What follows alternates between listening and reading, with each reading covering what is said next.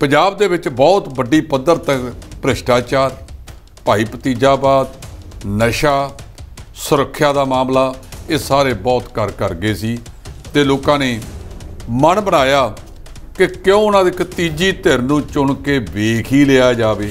ਅੱਜ ਤੋਂ ਪਹਿਲਾਂ ਪੰਜਾਬ ਦੇ ਵਿੱਚ ਕੋਈ ਇੱਕ ਪਾਰਟੀ 92 ਤੇ ਨਹੀਂ ਗਈ ਸੀ। ਇਸ ਤੋਂ ਪਹਿਲਾਂ ਜੇ 93 ਸੀਟਾਂ 1997 ਦੇ ਵਿੱਚ ਅਕਾਲੀ ਦਲ ਤੇ ਭਾਜਪਾ ਦੀਆਂ ਰਲ ਕੇ ਆਈਆਂ ਸੀ। ਤਾਂ ਮੈਨੂੰ ਭਗਵੰਤ ਦੀ ਇੱਕ ਗੱਲ ਦਾ ਵਧੀਆ ਲੱਗਿਆ, ਕਹਿੰਦਾ ਦੋਸਤੋ ਕਈ ਵਾਰੀ ਪਹਿਲੀ ਵਾਰ ਨਾ ਜੋ ਝਾੜੂ ਫੇਰਿਆ ਜਾਵੇ ਉਨੀ ਸਫਾਈ ਹੁੰਦੀ ਨਹੀਂ, ਮਾੜੀ ਮੋਟੀ ਰਹਿ ਜਾਂਦੀ ਹੈ। ਇਹ ਦੂਜੀ ਵਾਰ ਕਹਿੰਦਾ ਸਾਰੀ ਕਰਤੀ। ਸੁਨਾਮੀ ਤਾਂ ਚਲੋ ਸਮੁੰਦਰ ਦੇ ਤੱਟ ਤੇ ਆਉਂਦੀ ਆ, ਇਹ ਤਾਂ ਪੰਜਾਬ 'ਚ ਲੂ ਦੀ ਨੇਰੀ ਚੱਲੀ ਆ ਜੀ ਜੂਨ ਤੋਂ ਪਹਿਲਾਂ। ਸਾਬਕਾ ਮੁੱਖ ਮੰਤਰੀ ਸਰਦਾਰ ਪ੍ਰਕਾਸ਼ ਸਿੰਘ ਬਾਦਲ ਦੇ ਕਾਂਗਰਸ ਦੇ ਪ੍ਰਧਾਨ ਸੁਨੀਲ ਜਾਖੜ ਜਿਹੜੇ ਸਾਬਕਾ ਪ੍ਰਧਾਨ ਨੇ, ਉਹਨਾਂ ਨੇ ਜਾ ਕੇ ਉਹਨਾਂ ਦੇ ਪੈਰੀਆਂ ਹੱਥ ਲਾਤੇ ਸੀ, ਬੜਾ ਲੋਕਾਂ ਨੇ ਡੰਬਰ ਪਾਇਆ। ਤਾਂ ਜਾਖੜ ਸਾਹਿਬ ਕਹਿੰਦੇ ਕੋਈ ਸ਼ਰਮ ਵਾਲੀ ਗੱਲ ਕਰ ਲਓ। ਕੈਪਟਨ ਅਮਰਿੰਦਰ ਸਿੰਘ ਮੁੱਖ ਮੰਤਰੀ ਬਣਦੇ ਨੇ, ਇੱਥੇ ਇਹਦੀਆਂ ਚੋਣਾਂ ਨਗਰ ਨਿਗਮ ਦੀਆਂ ਹੋਈਆਂ, ਇੱਕ ਬੰਦਾ ਜਿੱਤਦਾ ਨਹੀਂ ਸੀਗਾ।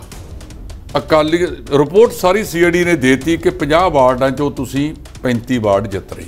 ਲੋਕਾਂ ਨੂੰ ਮਰਵਾ ਕੇ 5 ਸਾਲ ਕਰਕੇ ਮੌਜ, ਇੱਥੇ ਬੈਠੇ ਹੋ। ਲੋਕ ਉੱਥੇ ਧਰਨਾ ਦੇ ਰਹੇ ਨੇ, ਕਾਂਗਰਸੀ ਚਲੋ ਖੜੇ ਹੋ ਕਹਿੰਦੇ ਧਰਨਾ ਦਿਓ। ਪ੍ਰਨੀਤ ਕੌਰ ਉਦੋਂ ਐਂ ਕਹਿੰਦੀ ਸੀ ਵੀ ਜਾਲੀ ਵੋਟਾਂ ਪਾਓ, ਤੇ ਅੱਜ ਇੱਥੇ ਘਰੇ ਕੋ ਬੜੇ ਵੀ ਚਲੋ ਉੱਥੇ। ਜਿੰਨਾ ਭ੍ਰਿਸ਼ਟਾਚਾਰ ਇਸ ਮਾਮਲੇ ਦੇ ਵਿੱਚ ਫਸਿਆ ਹੋਇਆ ਅਰਵਿੰਦਰ ਜੀ, ਜੇ ਇਹ ਚੀਜ਼ ਤੋਂ ਪੰਜਾਬ ਮੁਕਤ ਹੋ ਜਾਵੇ, ਇਹੀ ਤਾਂ ਕਾਰਨ ਹੈ ਕਿ 70 ਸਾਲ ਤੋਂ ਪੰਜਾਬ ਉਹੀ ਗਲੀਆਂ ਨਾਲੀਆਂ ਤੋਂ ਬਾਹਰ ਨਹੀਂ ਨਿਕਲਿਆ, ਵਿਕਾਸ ਉੱਥੇ ਤੁਰਿਆ ਫਿਰਿਆ। ਬੀਬੀ ਹਰਸਿਮਰਤ ਕੌਰ ਬਾਦਲ ਨੇ ਵੀ ਕਿਹਾ ਸੀ 15 ਕੁ ਦਿਨ ਪਹਿਲਾਂ, ਇਹ ਜਿਨ੍ਹਾਂ ਨੇ ਬੇਅਦਬੀਆਂ ਕੀਤੀਆਂ ਨੇ ਉਹਨਾਂ ਦੇ ਉੱਤੇ ਸਿਆਸਤਾਂ ਕੀਤੀਆਂ ਨੇ, ਉਹਨਾਂ ਦਾ ਕੱਖ ਨਾ ਰਹੇ। ਥੱਲੇ ਫਿਰ ਲੋਕਾਂ ਨੇ ਲਿਖਤਾ ਕਿ ਬੀਬੀ ਜੀ ਤੁਹਾਡੀ ਇੱਛਾ ਮਨਸ਼ਾ ਪੂਰੀ ਹੋ ਗਈ। ਜਿਸ ਨੂੰ ਲੈ ਕੇ ਅਸੀਂ ਚੱਲੇ ਸੀ ਸ਼੍ਰੀ ਗੁਰੂ ਨਾਨਕ ਦੇਵ, ਜਿਨ੍ਹਾਂ ਨੇ ਕਿਹਾ ਸੀ ਕਿਰਤ ਕਰੋ, ਵੰਡ ਛਕੋ, ਨਾਮ ਜਪੋ।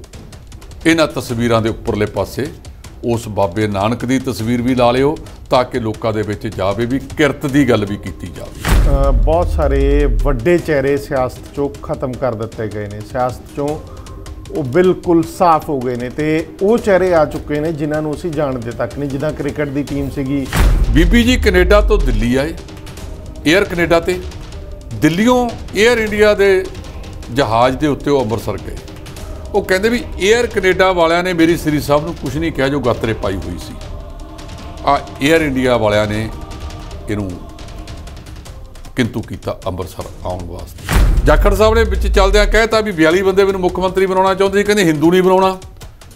ਉਹਨਾਂ ਨੇ ਹਿੰਦੂਆ ਪੱਤੇ 'ਚੋਂ ਉਹਦਾ ਬਹੁਤ ਵੱਡਾ ਨੁਕਸਾਨ ਹੋਇਆ। ਭਾਈ ਰਣਜੀਤ ਸਿੰਘ ਦੇ ਉਸ ਬਿਆਨ ਨੂੰ ਚਿੰਤਾ ਕਰ ਲੈਂਦੇ ਜਦੋਂ 1998 ਦੇ ਵਿੱਚ ਉਹਨਾਂ ਨੇ ਕਿਹਾ ਸੀ ਅਰਵਿੰਦਰ ਜੀ ਕਿ ਤੁਸੀਂ 300 ਸਾਲਾ ਖਾਲਸਾ ਪੰਥ ਦਾ ਰਲ ਕੇ ਮਨਾ ਲਓ, ਤੇ ਜਦੋਂ ਇਹ ਘੋੜੇ ਤੇ ਚੜ੍ਹੇ ਹੋਏ ਸੀ ਇਹਨਾਂ ਨੇ ਟਿੱਚ ਜਾਣਿਆ ਸੀ ਉਹਦਾ ਹੁਕਮ। D5 ਚੈਨਲ ਪੰਜਾਬੀ ਦੇ ਹਫ਼ਤਾਵਾਰੀ ਪ੍ਰੋਗਰਾਮ ਖਬਰ ਤੋੜ ਦੇ ਵਿੱਚ ਦਰਸ਼ਕਾਂ ਦਾ ਨਿੱਘਾ ਸਵਾਗਤ ਹੈ ਜੀ। ਜਿਸ ਤਰੀਕੇ ਨਾਲ ਤੁਸੀਂ ਸਾਡੀ ਹੌਸਲਾ ਅਫਜ਼ਾਈ ਕਰਦੇ ਆਉਂਦੇ ਹੋ, ਅਸੀਂ ਵੀ ਨਿਰੰਤਰ ਨੌਨ ਬਾਇਸਡ ਖਬਰਾਂ, ਯਾਨੀ ਕਿ ਬਿਨਾਂ ਕਿਸੇ ਭੇਦਭਾਵ ਦੇ, ਪੋਲੀਟੀਕਲ ਭੇਦਭਾਵ ਦੇ ਜਾਂ ਲੋਕਾਂ ਦੀ ਗੱਲ ਕਰਨ ਲਈ ਅਸੀਂ ਨਿਰਪੱਖ ਚੈਨਲ ਬਣਨ ਦੀ ਕੋਸ਼ਿਸ਼ ਕਰਦੇ ਆ ਰਹੇ ਹਾਂ, ਔਰ ਨਿਰੰਤਰ ਇਹ ਦਸਤੂਰ ਜਾਰੀ ਰਹੇਗਾ। ਸੋ ਅੱਜ ਸਰਦਾਰ ਜਸਪਾਲ ਸਿੰਘ ਢਿੱਲੋਂ, ਪੰਜਾਬ ਦੇ ਉੱਘੇ ਪੱਤਰਕਾਰ, ਜੋ ਹਰ ਵਾਰ ਤੁਹਾਡੇ ਨਾਲ ਰੂਬਰੂ ਹੁੰਦੇ ਨੇ, ਸਵੇਰੇ ਖਬਰਾਂ ਦਾ ਸਿਰਾ ਪ੍ਰੋਗਰਾਮ ਦੇ ਵਿੱਚ ਰੂਬਰੂ ਹੋਏ ਨੇ, ਉਸ ਤੋਂ ਬਾਅਦ ਸ਼ਾਮ ਨੂੰ ਖਬਰ ਤੋੜ ਯਾਨੀ ਕਿ ਪੂਰੇ ਹਫਤੇ ਦੀਆਂ ਖਬਰਾਂ ਦੀ ਪੜਚੋਲ ਕਰਨੀ। ਕਿਤੇ ਤੁਸੀਂ ਸੋਮਵਾਰ ਵਾਲੀ ਖਬਰ ਐਤਵਾਰ ਨੂੰ ਦੇਖਣੀ ਹੋਵੇ ਤਾਂ ਇਹ ਪ੍ਰੋਗਰਾਮ ਦੇਖ ਲਓਗੇ, ਸਾਰਾ ਕੁਝ ਤੁਹਾਡੇ ਸਾਹਮਣੇ ਹਫਤੇ ਦਾ ਨਿਚੋੜ ਆ ਜਾਂਦਾ ਆ। ਉਹਦੇ ਲਈ ਸਰਦਾਰ ਜਸਪਾਲ ਸਿੰਘ ਢਿੱਲੋਂ ਹੋਣੀ ਪੂਰੀ ਤਿਆਰੀ ਕਰਕੇ ਆਉਂਦੇ ਨੇ।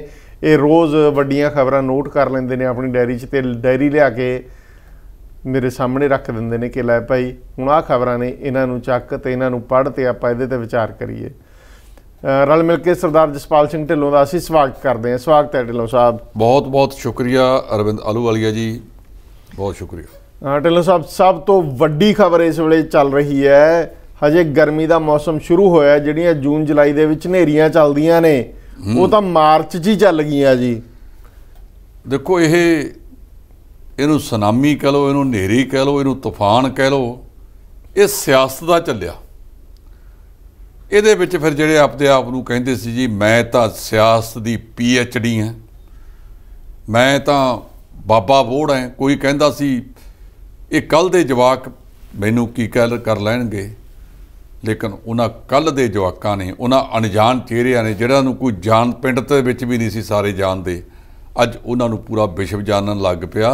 तुहाडी ते मेरी रलमी मुराद है कि पंजाब दे विच एक सियासी हनेरी आई तो 20 फरवरी नूं सी, पर वो जग जाहर हुई 10 मार्च नूं आके। लोग इंतजार करते रहे भी होऊगा की। सियासी पंडित सारे फेल करते, जिन्ने सियासी माहर चलते सी वो सारे ये कहते सी कि जी ये 60 तक जाणगे। कोई कहता सीगा कि लंगड़ी सरकार बनूगी, कोई कुछ कहता सी, कोई कुछ कहता सी, पर ये सारिਆਂ ਨੂੰ कुदरत का एक असूल है, जदों कोई चीज़ अत कर जाए तो फिर अत नूं सामभण वास्ते कहते भी अत ते खुदा दा वैर है।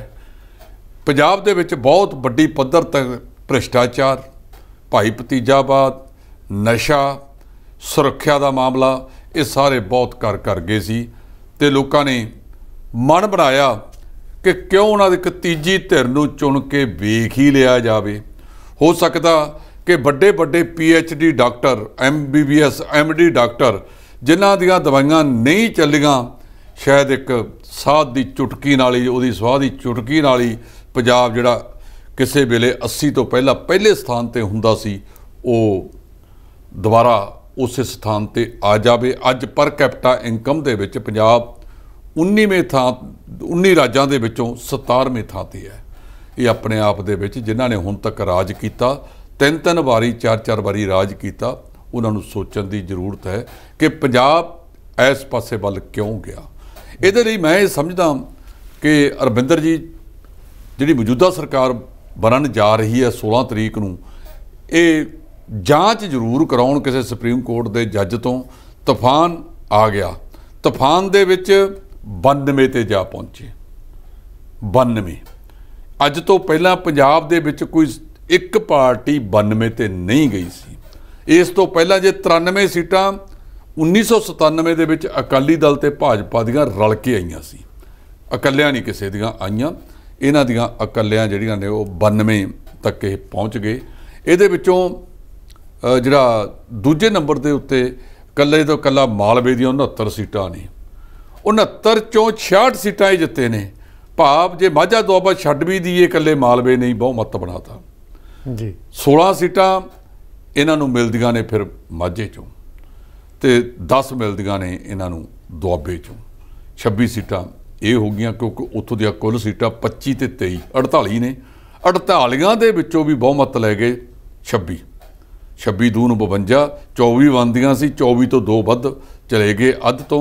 इस करके इन्हां ने जिहड़ा बहुमत हासिल कीता ते जो गल कहिंदे सी लोकां दे विच एक घर गई, जिहड़ी मुख कारण है दूजियां जिहड़ियां सियासी पार्टियां सी, भावें अकाली दल है, BJP है जां जिहड़ा यह कांग्रेस है, उन्होंने कीती मोदी दी गल, उन्होंने कीती अपना ना की है घर दे विच चली गल चन्नी करदा मसला, चन्नी ते रहे। अकाली दल दा बार आ गया वीर सुखबीर, आ गया वीर सुखबीर, भाव व्यक्तिगत चेहरिਆਂ ते रखे। इन्हां दी जे एडवरटाइजमेंट नूं देखिया जावे तां इन्हां ने पहली सिक्ख्या ते, दूजी सेहत ते जिहड़ी दवाइयां मिलदियां, मुहल्ला क्लीनिक की गल कीती है, ते इक्को जिहड़ी सिसोदिया साहब वाली है जिहदे विचों बच्चा लास्ट ते आके जाके कहंदा तुम लोगों को रोजगार देने वाला बनना जी। इहदा जिहड़ा लोकां दे विच वखरा प्रभाव अरविंदर जी गया, वो दूजियां दे नालों हट के सी। ते लोग ये कहंदे सी भी आ करदे की फिरदे ने, है ना, पर यह की पता सी कि उन्हां दा जिहड़ा झाड़ू है वो सारिਆਂ ਦੇ उत्ते फेरता। मैनूं भगवंत दी एक गल दा वधिया लग्या, कहता दोस्तों कई बार पहली बार ना जो झाड़ू फेरिया जाए उन्नी सफाई हुंदी नहीं, माड़ी मोटी रह जाती है, ये दूजी बार कहता सारी करती।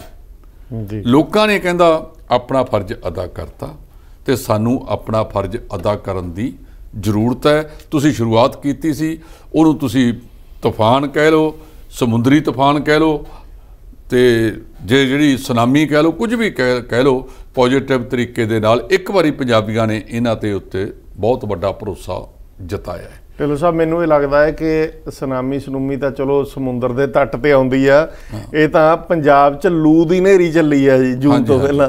ਬਿਲਕੁਲ ਜੀ, ਬਿਲकुल ਸਹੀ ਕਹਿ ਰਹੇ ਹੋ ਬੜੀ ਤਪਸ਼ ਹੈ ਹਾਂ। ਕਿਉਂਕਿ ਭਗਵੰਤ ਮਾਨ ਹੁਣਾਂ ਨੇ ਜਦੋਂ ਅਰਵਿੰਦ ਕੇਜਰੀਵਾਲ ਦੇ ਪੈਰੀ ਹੱਥ ਲਾਇਆ ਜਾ ਕੇ ਜਿੱਤਣ ਤੋਂ ਬਾਅਦ, ਹਾਂ, ਤਾਂ ਉਹ ਲੂ ਦਾ ਤਾਪਮਾਨ ਦੇਖਣ ਵਾਲਾ ਸੀ ਕਿ ਮਨਜਿੰਦਰ ਸਰਸਾ ਤੋਂ ਲੈ ਕੇ ਚੰਗੇ ਸਿਆਸਤਦਾਨਾਂ ਨੂੰ ਲੱਗਿਆ ਕਿ ਭਾਈ ਇਹ ਕੀ, ਔਰ ਬਿਆਨਬਾਜ਼ੀ ਐਡੀ ਬੇਤੁਕੀ ਹੋਈ ਉਸ ਚੀਜ਼ ਤੇ ਕਿ ਕੋਈ ਨਾ ਕੋਈ ਇਸ਼ੂ ਸਾਨੂੰ ਚਾਹੀਦਾ ਆ।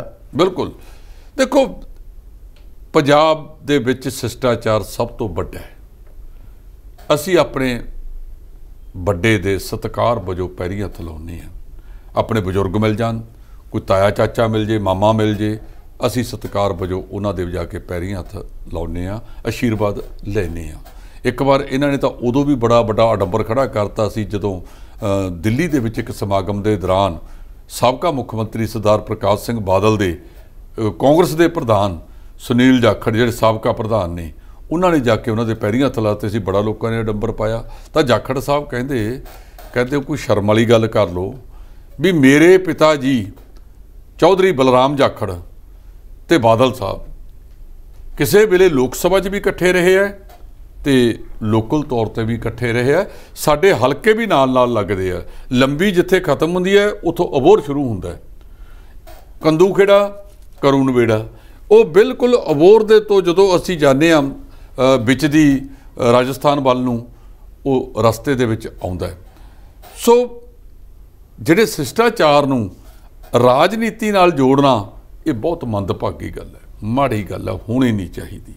ਸੋ ਅਸੀਂ ਕਹਿ ਸਕਦੇ ਹਾਂ ਕਿ ਜਿਹੜਾ ਤੁਸੀਂ ਕਿਹਾ ਇਹ ਧਮੱਚੜ ਇਹਨਾਂ ਲੋਕਾਂ ਨੇ ਪਾਇਆ, ਅਸਲ ਦੇ ਵਿੱਚ ਅਸੀਂ ਹਰ ਮਾਮਲੇ ਨੂੰ ਸਿਆਸਤ ਨਾਲ ਜੋੜ ਲਿਆ। ਕੁਝ ਸਮਾਂ ਹੁੰਦਾ ਸੀ ਜਦੋਂ ਸਿਆਸਤ ਦੇ ਵਿੱਚ ਵੀ ਕਦਰਾਂ ਕੀਮਤਾਂ ਹੁੰਦੀਆਂ ਸੀ। ਲੋਕ ਦੂਜਾ ਸਿਆਸਤਦਾਨ ਜਦੋਂ ਕੋਈ ਵਿਰੋਧੀ ਧਿਰ ਦਾ ਬੋਲਦਾ ਸੀ ਤਾਂ ਪ੍ਰਧਾਨ ਮੰਤਰੀ ਹੋਵੇ, ਮੁੱਖ ਮੰਤਰੀ ਹੋਣ, ਇਹ ਉਹਦਾ ਭਾਸ਼ਣ ਸੁਣਦੇ ਸੀ ਵੀ ਕੋਈ ਇਹੋ ਜਿਹੀ ਗੱਲ ਨਾ ਕੱਢ ਲਿਆ ਹੋਵੇ ਜਿਹੜੀ ਸਾਡੀ ਪਾਰਟੀ ਲਈ ਬਹੁਤ ਨੁਕਸਾਨਦੇਹ ਸਾਬਤ ਹੁੰਦੀ ਹੋਵੇ, ਸਾਤੋਂ ਨਜ਼ਰਅੰਦਾਜ਼ ਹੋ ਗਈ ਹੋਵੇ। ਤੇ ਹੁਣ ਇਹ ਵਿਅਕਤੀਗਤ ਤੇ ਲਿਆ ਖੜਾ ਕੀਤਾ। ਜੇ ਸ਼ੁਰੂਆਤ ਹੋਈ ਪੰਜਾਬ ਤੋਂ ਹੋਈ 2002 'ਚ, ਕੈਪਟਨ ਅਮਰਿੰਦਰ ਸਿੰਘ ਮੁੱਖ ਮੰਤਰੀ ਬਣਦੇ ਨੇ, ਇੱਥੇ ਇਹਦੀਆਂ ਚੋਣਾਂ ਨਗਰ ਨਿਗਮ ਦੀਆਂ ਹੋਈਆਂ, ਇੱਕ ਬੰਦਾ ਜਿੱਤਦਾ ਨਹੀਂ ਸੀਗਾ। ਅਕਾਲੀ ਰਿਪੋਰਟ ਸਾਰੀ CID ਨੇ ਦੇਤੀ ਕਿ 50 ਵਾਰਡਾਂ 'ਚੋਂ ਤੁਸੀਂ 35 ਵਾਰਡ ਜਿੱਤ ਰਹੇ ਹੋ। ਸਿਰਫ ਇੱਕ ਬੰਦੇ ਨੂੰ ਜਿਤਾਉਣ ਪਿੱਛੇ ਇੱਥੇ ਬੂਥ ਕੈਪਚਰਿੰਗ ਹੋਈ। ਜਦੋਂ ਫਿਰ 2007 ਦੇ ਵਿੱਚ ਇਹਨਾਂ ਦੀ ਪਾਈ ਹੋਈ 21 ਦੀ 51 ਅਕਾਲੀ ਦਲ ਨੇ ਕਰਤੀ, ਫਿਰ ਇਹਨਾਂ ਨੂੰ ਚੁਭਿਆ। ਕਾਂਗਰਸ ਦੇ ਪ੍ਰਧਾਨ ਹੁੰਦੇ ਸੀ ਸ਼ਹਿਰ ਦੇ ਪ੍ਰੇਮ ਕਿਸ਼ਨ ਪੁਰੀ, ਪੱਤਰਕਾਰ ਮਹਿਲ ਦੇ ਵਿੱਚ ਕੈਪਟਨ ਸਾਹਿਬ ਕੋਲੇ ਬੈਠੇ, ਅੱਧੇ ਕਾਂਗਰਸੀਆਂ ਨੇ ਬੱਸ ਅੱਡੇ ਦੇ ਸਾਹਮਣੇ ਧਰਨਾ ਲਾ ਲਿਆ। ਉਹ ਗਏ ਤੇ ਜਾ ਕੇ ਕਹਿੰਦੇ ਵਾਹ ਜੀ ਕੈਪਟਨ ਸਾਹਿਬ ਵਾਹ, ਲੋਕਾਂ ਨੂੰ ਮਰਵਾ ਕੇ 5 ਸਾਲ ਕਰਕੇ ਮੌਜ, ਇੱਥੇ ਬੈਠੇ ਹੋ। ਲੋਕ ਉੱਥੇ ਧਰਨਾ ਦੇ ਰਹੇ ਨੇ, ਕਾਂਗਰਸੀ ਚਲੋ ਖੜੇ ਹੋ, ਕਹਿੰਦੇ ਧਰਨਾ ਦਿਓ। ਪ੍ਰਨੀਤ ਕੌਰ ਉਦੋਂ ਐਂ ਕਹਿੰਦੀ ਸੀ ਵੀ ਜਾਲੀ ਵੋਟਾਂ ਪਾਓ, ਤੇ ਅੱਜ ਇੱਥੇ ਘਰੇ ਕਿਉਂ ਬੜੇ ਵੀ ਚਲੋ ਉੱਥੇ। ਮਤਲਬ ਕਹਿਣ ਦਾ ਉਹ ਐਸਾ ਚੱਲਿਆ, ਉਹਨੇ ਪੰਜਾਬ ਦੀ ਫਿਜ਼ਾ ਬਦਲਤੀ। ਨਹੀਂ, ਉਸ ਤੋਂ ਪਹਿਲਾਂ ਪੰਜਾਬ ਦੇ ਵਿੱਚ ਇਸ ਤਰ੍ਹਾਂ ਦੀ ਗੱਲ ਕਦੇ ਨਹੀਂ ਸੀ ਹੁੰਦੀ। ਕਈ ਥਾਵਾਂ ਦੇ ਉੱਤੇ ਸਰਕਾਰ ਅਕਾਲੀਆਂ ਦੀ, ਮਿਊਨਿਸਪੈਲਿਟੀਆਂ ਜਾਂ ਨਗਰ ਨਿਗਮਾਂ ਉਹ ਕਾਂਗਰਸ ਦੀਆਂ ਹੁੰਦੀਆਂ ਸੀ ਜੀ। ਸਰਕਾਰ ਕਾਂਗਰਸ ਦੀ, ਇਹ ਜਿਹੜੀਆਂ ਸਥਾਨਕ ਸਰਕਾਰਾਂ ਦੇ ਮਹਿਕਮੇ ਸੀ ਬਹੁਤ ਗਿਣਤੀ ਦੂਜੀ ਪਾਰਟੀ ਕੋਲੇ ਹੁੰਦੇ ਸੀ, ਕਦੇ ਆਪਸ ਵਿੱਚ ਦੀ ਨਹੀਂ ਸੀ, ਹੱਸਦੇ ਖੇਡਦੇ ਰਹਿੰਦੇ। ਇਹ ਗਲਤ ਪਾਸੇ ਨੂੰ ਤੁਰਿਆ। ਇਸ ਵਾਰ ਮੈਂ ਇੱਕ ਗੱਲ ਬਹੁਤ ਜ਼ੋਰ ਨਾਲ ਕਹਾਂਗਾ ਕਿ ਬਹੁਤ ਚੰਗਾ ਅਸਰ ਹੋਇਆ। ਲੋਕਾਂ ਨੇ ਪੈਸੇ ਵੀ ਲੈ ਲਏ, ਲੋਕਾਂ ਨੇ ਨਸ਼ੇ, ਜਿਹੜੀ ਗੱਲ ਤੁਸੀਂ ਅਕਸਰ ਕਰਦੇ ਹੁੰਦੇ ਸੀ ਕਿ ਭਾਈ ਪੈਸੇ ਜੇ ਕੋਈ ਦੇਣ ਆਂਦਾ ਪੈਸੇ ਲੈ ਲਿਓ, ਵੋਟ ਮਾਨ ਨਾਲ ਦਿਮਾਗ ਨਾਲ ਪਾਇਓ। ਇਸ ਵਾਰ ਲੋਕਾਂ ਨੇ ਉਹ ਕੰਮ ਕਰਤਾ। ਇਹ ਚੰਗੀ ਫਿਜ਼ਾ 'ਚ ਆਏਗੀ। ਅਗਲੀ ਵਾਰ ਪੈਸਾ ਤੇ ਨਸ਼ਾ ਤੁਸੀਂ ਦੇਖਿਓ ਕਿਸੇ ਚੋਣ 'ਚ ਕਿਸੇ ਨਹੀਂ ਕਰਨਾ। ਆ ਨਗਰ ਨਿਗਮਾਂ ਹੀ ਆ ਰਹੀਆਂ ਨੇ ਮਈ 'ਚ, ਤੁਸੀਂ ਦੇਖਿਓ। ਜਿਹੜੇ ਅਜੇ ਸਹੁੰ ਨਹੀਂ ਚੱਕੀ, ਉਹਨਾਂ ਨੇ ਪਹਿਲਾਂ ਆਪਦੇ ਵਰਕਰਾਂ ਨੂੰ ਸੁਨੇਹਾ ਦੇਤਾ ਵੀ ਆਪੋ ਆਪਣੇ ਵਾਰਡਾਂ ਦੇ ਵਿੱਚ ਬੰਦਾ ਚੁਣੋ, ਕਿਹੜੇ ਬੰਦੇ ਨੂੰ ਤੁਸੀਂ ਟਿਕਟ ਦੇਣੀ ਹੈ, ਕਿਹੜੇ ਬੰਦੇ ਨੂੰ ਤੁਸੀਂ ਮਿਊਨਿਸਪਲ ਕੌਂਸਲਰ ਬਣਾਉਣਾ ਚਾਹੁੰਦੇ ਹੋ। ਜਿੱਥੇ ਬਹੁ ਗਿਣਤੀ ਬੰਦੇ ਕਹਿਣਗੇ ਉਹਨੂੰ ਲਿਆਂਦਾ ਜਾਊਗਾ। ਇਹ ਨਹੀਂ ਵੀ ਘੜਮ ਚੌਧਰੀ ਲਿਆ ਕੇ ਤੁਹਾਡੇ ਤੇ ਬਹਾਤਾ ਤੇ ਬਾਅਦ ਦੇ ਵਿੱਚੋਂ ਠੇਕੇਦਾਰ ਬਣ ਕੇ ਅੱਧੇ ਤੋਂ ਵੱਧ MC ਠੇਕੇਦਾਰ ਬਣ ਜਾਂਦੇ ਆ। ਆਪਦੀਆਂ ਟਾਈਲਾਂ ਦੀਆਂ ਫੈਕਟਰੀਆਂ ਲਾ ਲਈਆਂ, ਆ ਸਾਰਾ ਸ਼ਹਿਰ ਪੱਟ ਕੇ ਟਾਈਲਾਂ ਲਾਤੀਆਂ, ਇੱਕ ਥਾਂ ਤੋਂ ਪੱਟੀਆਂ ਉਹ ਦੂਜੇ ਥਾਂ ਤੇ ਲਾਤੀਆਂ। ਸੋ ਜਿੰਨਾ ਭ੍ਰਿਸ਼ਟਾਚਾਰ ਇਸ ਮਾਮਲੇ ਦੇ ਵਿੱਚ ਫਸਿਆ ਹੋਇਆ ਅਰਵਿੰਦਰ ਜੀ, ਜੇ ਇਹ ਚੀਜ਼ ਤੋਂ ਪੰਜਾਬ ਮੁਕਤ ਹੋ ਜਾਵੇ, ਇਹੀ ਤਾਂ ਕਾਰਨ ਹੈ ਕਿ 70 ਸਾਲ ਤੋਂ ਪੰਜਾਬ ਉਹੀ ਗਲੀਆਂ ਨਾਲੀਆਂ ਤੋਂ ਬਾਹਰ ਨਹੀਂ ਨਿਕਲਿਆ, ਵਿਕਾਸ ਉੱਥੇ ਤੁਰਿਆ ਫਿਰਿਆ ਜੀ। ਭਗਵੰਤ ਮਾਨ ਹੁਣੀ ਵਿਧਾਇਕ ਦਲ ਦੇ ਆਗੂ ਬਣ ਚੁੱਕੇ ਨੇ ਤੇ 16 ਤਰੀਕ ਨੂੰ ਮੁੱਖ ਮੰਤਰੀ ਵਜੋਂ ਸਹੁੰ ਚੁੱਕਣਗੇ। ਭਗਵੰਤ ਮਾਨ ਦਾ ਸੁਪਨਾ ਪੂਰਾ ਹੋ ਗਿਆ ਜੀ ਤੇ ਸੰਗਰੂਰ ਨੂੰ ਚੌਥਾ ਮੁੱਖ ਮੰਤਰੀ ਮਿਲਿਆ ਢਿੱਲੋਂ ਸਾਹਿਬ। ਬਿਲਕੁਲ ਤੁਸੀਂ ਠੀਕ ਕਹਿ ਰਹੇ ਹੋ ਜੀ। ਪਹਿਲਾਂ ਉਹਨਾਂ ਨੇ ਜਦੋਂ ਪੀਪੀ ਦੇ ਵਿੱਚ ਗਏ ਸੀ, ਉਦੋਂ ਵੀ ਉਹਨਾਂ ਨੇ ਸਭ ਤੋਂ ਵੱਡੀ ਰੈਲੀ ਖਟਕੜ ਕਲਾਂ ਦੇ ਵਿੱਚ ਕੀਤੀ ਸੀ। ਲੋਕਾਂ ਨੂੰ ਮਗਰੋਂ ਸਮਝ ਆਈ, ਭਗਵੰਤ ਸਿੰਘ ਨੂੰ ਵੀ ਮਗਰੋਂ ਸਮਝ ਆਈ ਵੀ ਇਹ ਤਾਂ ਲੰਬੀ 'ਚ ਬੈਠਾ ਇੱਕ ਵੱਡਾ ਬਾਪੂ, ਇਹ ਉਹ ਚਲਾ ਰਿਹਾ ਹੈ ਕਿ ਐਂਟੀ ਇਨਕੰਬੈਂਸੀ ਉਧਰ ਚੱਲ ਜੇ ਤੇ ਕਾਂਗਰਸ ਦੀ ਸਰਕਾਰ ਨਾ ਬਣੇ। ਉੱਥੇ ਜਾ ਕੇ ਸਹੁੰ ਚੱਕੀ। ਦੋ ਗੱਲਾਂ ਇਹਨਾਂ ਨੇ ਕੀਤੀਆਂ ਨੇ ਕਿ ਇੱਕ ਤਾਂ ਅਸੀਂ ਸਹੁੰ ਉੱਥੇ ਚੱਕਣੀ ਆ, ਸਹੁੰ ਚੱਕੋ ਪਰ ਉਹ ਸੋਚ ਤੇ ਪਹਿਰਾ ਦਿਓ। ਪਰਸੋਂ ਵਿਧਾਇਕ ਦਲ ਦੇ ਨੇਤਾ ਬਣੇ, ਕੱਲ ਉਹਨਾਂ ਨੇ ਸੱਦਾ ਪੱਤਰ ਦਿੱਤਾ ਰਾਜਪਾਲ ਨੂੰ ਜਾ ਕੇ ਕਿ ਅਸੀਂ 16 ਤਰੀਕ ਨੂੰ ਖਟਕੜ ਕਲਾਂ ਦੇ ਵਿੱਚ ਸਹੁੰ ਚੱਕਣੀ ਹੈ। ਉਹ ਕਹਿੰਦੇ ਜੀ ਮੈਂ ਤਾਂ ਤੁਹਾਡਾ ਮਹਿਮਾਨ ਹੈ, ਜਿੱਥੇ ਸੱਦੋਗੇ ਉੱਥੇ ਆ ਕੇ ਤੁਹਾਨੂੰ ਸਹੁੰ ਚੁਕਾ ਦੇਵਾਂਗੇ। ਕਿੰਤੂ ਪਰੰਤੂ ਵੀ ਲੋਕਾਂ ਦਾ ਆ ਰਿਹਾ ਹੈ ਜੋ ਖਰਚੇ ਪਾਣੀ ਨੂੰ ਲੈ ਕੇ, ਪਰ ਉਹਨਾਂ ਦਾ ਇੱਕ ਆਪਣਾ ਅੰਦਾਜ਼ ਹੈ ਕਿ ਅਸੀਂ ਪੂਰੇ ਪੰਜਾਬੀਆਂ ਦੇ ਨਾਲ ਲੱਖ ਬੰਦੇ ਦਾ ਪ੍ਰਬੰਧ ਕਰਨਾ, ਜਿਹੜਾ ਉੱਥੇ ਸਹੁੰ ਚੁੱਕਣੀ ਹੈ। ਅੱਜ ਆਪਾਂ ਅਜੇ ਨਹੀਂ ਕਹਿੰਦੇ ਕਿਉਂਕਿ ਸ਼ੁਰੂਆਤੀ ਦੌਰ ਹੈ। ਸ਼ੁਰੂਆਤੀ ਦੌਰ ਦੇ ਵਿੱਚ ਹਨੀਮੂਨ ਪੀਰੀਅਡ ਹੁੰਦਾ। ਜੇ ਅੱਜ ਹੀ ਅਸੀਂ ਮਤਲਬ ਉਹਨਾਂ ਦਾ ਰਸਤਾ ਕੱਟ ਦਈਏ, ਬਹੁਤ ਸਾਰੇ ਥਾਵਾਂ ਤੋਂ ਨੁਕਤਾਚੀਨੀ ਵੀ ਹੋ ਰਹੀ ਹੈ ਵੀ ਖਰਚੇ ਬਹੁਤ ਵੱਡੇ ਕੀਤੇ ਜਾ ਰਹੇ ਨੇ। 100 ਕਿੱਲੇ ਵਾਲੇ ਨੂੰ ਜਗ੍ਹਾ ਦੇ ਪੈਸੇ ਵੀ ਦੇਣੇ ਨੇ ਮੁਆਵਜ਼ੇ ਦੇ, ਉੱਥੇ ਉਹ ਸਹੁੰ ਚੁੱਕਣਗੇ। ਚੌਥੇ ਮੁੱਖ ਮੰਤਰੀ ਨੇ ਸੰਗਰੂਰ ਜ਼ਿਲ੍ਹੇ ਦੇ ਵਿੱਚੋਂ ਭਗਵੰਤ ਸਿੰਘ ਮਾਨ। ਦੋ ਜ਼ਿਲ੍ਹੇ ਹੀ ਹੋਏ ਨੇ, ਇੱਕ ਸੰਗਰੂਰ ਤੇ ਇੱਕ ਦੂਜਾ ਜਿਹੜਾ ਹੈਗਾ ਮੁਕਤਸਰ। ਮੁਕਤਸਰ ਦੇ ਵਿੱਚੋਂ ਸਰਦਾਰ ਪ੍ਰਕਾਸ਼ ਸਿੰਘ ਬਾਦਲ ਤੇ ਸਰਦਾਰ ਹਰਚਰਨ ਸਿੰਘ ਬਰਾੜ ਦੋ ਮੁੱਖ ਮੰਤਰੀ ਪੈਦਾ ਹੋਏ। ਇੱਥੋਂ ਸਭ ਤੋਂ ਪਹਿਲਾਂ ਸਾਂਝੇ ਪੰਜਾਬ ਦੇ ਮੁੱਖ ਮੰਤਰੀ ਬਣੇ ਸੀ ਬਾਬੂ ਬ੍ਰਿਸ਼ਭਾਨ 55 ਤੋਂ ਤਕਰੀਬਨ 57 ਤੱਕ। ਫਿਰ ਦੂਸਰੇ ਮੁੱਖ ਮੰਤਰੀ ਇਸ ਜ਼ਿਲ੍ਹੇ 'ਚੋਂ ਬਣਦੇ ਨੇ ਸਰਦਾਰ ਸੁਰਜੀਤ ਸਿੰਘ ਬਰਨਾਲਾ 1985 ਦੇ ਵਿੱਚ। ਉਹ 87 ਤੱਕ ਰਹੇ। 27 ਕੁ ਮਹੀਨਿਆਂ 'ਚ ਸਰਕਾਰ ਉਹਨਾਂ ਦੀ ਚੱਲ ਗਈ ਸੀ। ਤੀਜੇ ਮੁੱਖ ਮੰਤਰੀ ਬਣਦੇ ਨੇ 1996 ਅਕਤੂਬਰ ਦੇ ਆਸ-ਪਾਸ ਬੀਬੀ ਰਜਿੰਦਰ ਕੌਰ ਭੱਠਲ। ਉਹਨਾਂ ਨੇ ਹਰਚਰਨ ਸਿੰਘ ਬਰਾੜ ਨੂੰ ਉਤਾਰਿਆ ਸਾਬੇਨ ਸਿੰਘ ਦੀ ਮੌਤ ਤੋਂ ਬਾਅਦ। ਉਹ ਤੀਜੇ ਮੁੱਖ ਮੰਤਰੀ ਬਣੇ। ਤੇ ਚੌਥੇ ਮੁੱਖ ਮੰਤਰੀ ਹੁਣ ਸੰਗਰੂਰ ਜ਼ਿਲ੍ਹੇ ਦੇ ਸਤੌਜ ਪਿੰਡ ਦੇ ਸਰਦਾਰ ਭਗਵੰਤ ਸਿੰਘ ਮਾਨ ਬਣੀ ਗਏ ਨੇ। ਰਸਮੀ ਤੌਰ ਦੇ ਉੱਤੇ ਉਹ ਜਿਹੜਾ ਹੈਗਾ 16 ਨੂੰ ਸਹੁੰ ਚੱਕ ਲੈਣਗੇ। ਉਹ ਸਾਡੇ ਭਾਵੀ ਮੁੱਖ ਮੰਤਰੀ, 4 ਮੁੱਖ ਮੰਤਰੀ ਆ ਜਿਹੜੇ ਹੈ ਉਹ ਸੰਗਰੂਰ ਜ਼ਿਲ੍ਹੇ ਨੇ ਦਿੱਤੇ ਨੇ, ਜਿਹੜਾ ਹੋਰ ਕਿਤੋਂ ਨਹੀਂ ਹੋਇਆ। ਇੱਕ ਵੱਖਰੀ ਗੱਲ ਹੈ ਕਿ 5 ਵਾਰ ਦੇ ਮੁੱਖ ਮੰਤਰੀ ਬਣਨ ਦਾ ਜੇ ਸੁਪਨਾ ਪ੍ਰਾਪਤ ਹੋਇਆ ਪੰਜਾਬ ਨੂੰ ਸੂਬੀ ਬਣਾ ਕੇ, ਤਾਂ ਉਹ ਸਰਦਾਰ ਪ੍ਰਕਾਸ਼ ਸਿੰਘ ਬਾਦਲ ਨੂੰ ਹੋਇਆ। ਜੇ ਇਸ ਤੋਂ ਵੱਧ ਵੀ ਕੋਈ ਦੇਸ਼ ਦੇ ਵਿੱਚ ਮੁੱਖ ਮੰਤਰੀ ਰਿਹਾ, ਉਹ ਸ਼੍ਰੀ ਜੋਤੀ ਬਾਸੂ ਰਹੇ ਨੇ, ਜਿਹੜੇ ਸ਼ਾਇਦ 7 ਜਾਂ 8 ਵਾਰ ਪੱਛਮੀ ਬੰਗਾਲ ਦੇ ਮੁੱਖ ਮੰਤਰੀ ਬਣੇ। ਉਹਨਾਂ ਦੇ ਜਾਣ ਤੋਂ ਬਾਅਦ ਬੁੱਧ ਦੇ ਭੱਟਾਚਾਰੀਆ ਕੁਛ ਦੇਰ ਰਹੇ, ਉਹ ਵੀ ਕਾਫੀ ਚੰਗੇ ਸੀ। ਫਿਰ ਉੱਥੋਂ ਖੱਬੀਆਂ ਤਰ੍ਹਾਂ ਦੇ ਐਸੇ ਪੈਰ ਉਖੜੇ ਕਿ ਹੁਣ ਬੀਬੀ ਮਮਤਾ ਬੈਨਰਜੀ ਨੇੜੇ ਵੀ ਨਹੀਂ ਲੱਗਣ ਦਿੰਦੀ। ਉਹਨੂੰ ਤਾਂ ਜਿਹੜੇ ਦੇਸ਼ 'ਚ ਰਾਜ ਕਰਦੇ ਸੀਗੇ ਹੁਕਮਰਾਨ, ਇਹ ਗਏ ਸੀ ਢਾਉਣ ਵਾਸਤੇ, ਇਹ ਢਾਹ ਨਹੀਂ ਸਕੇ। ਉਹ ਕਹਿੰਦੇ ਸੀ ਕਿ ਤੀਜੇ ਅੰਕੜੇ ਤੇ ਨਹੀਂ ਜਾਏਗੀ। ਉਹਨਾਂ ਨੇ ਇਹਨਾਂ ਨੂੰ ਹੀ ਦੂਜੇ ਅੰਕੜੇ ਤੇ ਲੈ ਆਂਦਾ। ਜਿਹੜੇ 77 ਇਹਨਾਂ ਦੇ ਨਾਲ ਸੀ, ਉਹਦੇ ਵਿੱਚੋਂ ਵੀ ਕਈ ਛੱਡ ਕੇ ਦੁਬਾਰਾ ਬੀਬੀ ਮਮਤਾ ਬੈਨਰਜੀ ਨਾਲ ਚਲੇ ਗਏ ਤੇ ਉਹ ਘਟ ਕੇ 70 ਦੇ ਲਗਭਗ ਆ ਗਏ ਨੇ ਜੀ। ਢਿੱਲੋਂ ਸਾਹਿਬ ਵਿਧਾਇਕ ਆਪਣੇ ਕੌਂਸਟੀਚੁਐਂਸੀ 'ਚੋਂ ਕੰਮ ਕਰਨਗੇ, ਨਾ ਕਿ ਚੰਡੀਗੜ੍ਹ ਤੋਂ ਕੰਮ ਕਰਨਗੇ। ਬੜਾ ਵੱਡਾ ਫੈਸਲਾ ਹੈ ਤੇ ਸਰਕਾਰੀ ਦਫ਼ਤਰਾਂ 'ਚ ਹਾਂਜੀ ਤਸਵੀਰ ਲੱਗੇਗੀ ਸ਼ਹੀਦ ਭਗਤ ਸਿੰਘ ਹੋਰਾਂ ਦੀ ਤੇ ਨਾਲ ਡਾਕਟਰ ਅੰਬੇਦਕਰ ਦੀ। ਬਹੁਤ ਵਧੀਆ ਕੰਮ ਹੈ ਜੀ। ਮੈਂ ਥੋੜ੍ਹੀ ਜਿਹੀ ਗੱਲ ਕਰਨਾ ਚਾਹਾਂਗਾ ਕਿ ਜਦੋਂ ਪੀਪੀ ਦੇ ਵਿੱਚ ਮਾਨ ਸਾਹਿਬ ਵੀ ਹੁੰਦੇ ਸੀ ਤੇ ਮਨਪ੍ਰੀਤ ਸਿੰਘ ਬਾਦਲ ਸੀ, ਆਪਦੀ ਪਾਰਟੀ ਦਾ ਸਾਰਾ ਕੁਝ ਉਹਨਾਂ ਨੇ ਵੀ ਤਾਂ ਉੱਥੇ ਸ਼ੁਰੂ ਕੀਤਾ ਸੀ ਕਿ ਅਸੀਂ ਸ਼ਹੀਦ ਭਗਤ ਸਿੰਘ ਦੀ ਸੋਚ ਤੇ ਪਹਿਰਾ ਦੇਵਾਂਗੇ। ਕੀ ਬਠਿੰਡੇ ਦੇ ਵਿੱਚ ਰਹਿ ਕੇ ਉਹ ਪਹਿਰਾ ਦਿੱਤਾ? ਇਹੋ ਤਾਂ ਕਾਰਨ ਹੈ ਕਿ ਇੱਕ ਆਮ ਵਿਅਕਤੀ ਜਗਰੂਪ ਸਿੰਘ ਗਿੱਲ ਉੱਥੋਂ ਦੇ ਮੇਅਰ ਸੀ ਪਿਛਲੀ ਵਾਰ, ਉਹਨਾਂ ਨੇ ਇਹਨਾਂ ਨੂੰ 63,000 ਵੋਟਾਂ ਤੇ ਮਨਪ੍ਰੀਤ ਸਿੰਘ ਨੂੰ ਹਰਾਤਾ। ਸੋ ਸੋਚ ਭਗਤ ਸਿੰਘ ਵਾਲੀ ਲੈ ਕੇ ਆਇਓ, ਸੋਚ ਡਾਕਟਰ ਭੀਮ ਰਾਓ ਅੰਬੇਦਕਰ ਦੀ ਸੰਵਿਧਾਨਕ ਵਾਲੀ ਲੈ ਕੇ ਆਇਓ। ਉਹ ਸੋਚ ਤੇ ਚੱਲਿਓ, ਤਸਵੀਰਾਂ ਨਾਲ ਨਹੀਂ ਕੁਝ ਬਣਨਾ। ਜੇ ਤੁਸੀਂ ਉਹ ਸੋਚ ਤੇ ਚੱਲੋਗੇ, ਜਿਹੜੀ ਸੋਚ ਉਹਨਾਂ ਨੇ ਅਪਣਾਈ ਸੀ, ਜਿਹੜਾ ਉਹਨਾਂ ਨੇ ਦਬਲੇ ਕੁਚਲੇ ਲੋਕਾਂ ਵਾਸਤੇ ਕੰਮ ਕੀਤਾ ਸੀ, ਉਹਦੇ ਤੇ ਪਹਿਰਾ ਦੇਣ ਦੀ ਜ਼ਰੂਰਤ ਹੈ। ਸ਼ਹੀਦੇ ਆਜ਼ਮ ਸਰਦਾਰ ਭਗਤ ਸਿੰਘ ਕਹਿੰਦੇ ਆ ਨਾ ਵੀ ਸੇਵਾ ਦੇਸ਼ ਦੀ ਜਿੰਦੜੀਏ ਬੜੀ ਔਖੀ, ਗੱਲਾਂ ਕਰਨੀਆਂ ਢੇਰ ਸੁਖੱਲੀਆਂ ਨੇ, ਜਿਨ੍ਹਾਂ ਦੇਸ਼ ਕੌਮ ਵਿੱਚ ਹਿੱਸਾ ਪਾਇਆ ਉਹਨਾਂ ਲੱਖ ਮੁਸੀਬਤਾਂ ਝੱਲੀਆਂ ਨੇ। ਸੋ ਉਹ ਜਿਹੜੀ ਚੀਜ਼ ਹੈਗੀ ਹੈ, ਉਹ ਸੋਚ ਲੈ ਕੇ ਆਇਓ। ਤਸਵੀਰਾਂ ਜਿੰਨੀਆਂ ਮਰਜ਼ੀ ਲਾ ਲਿਓ।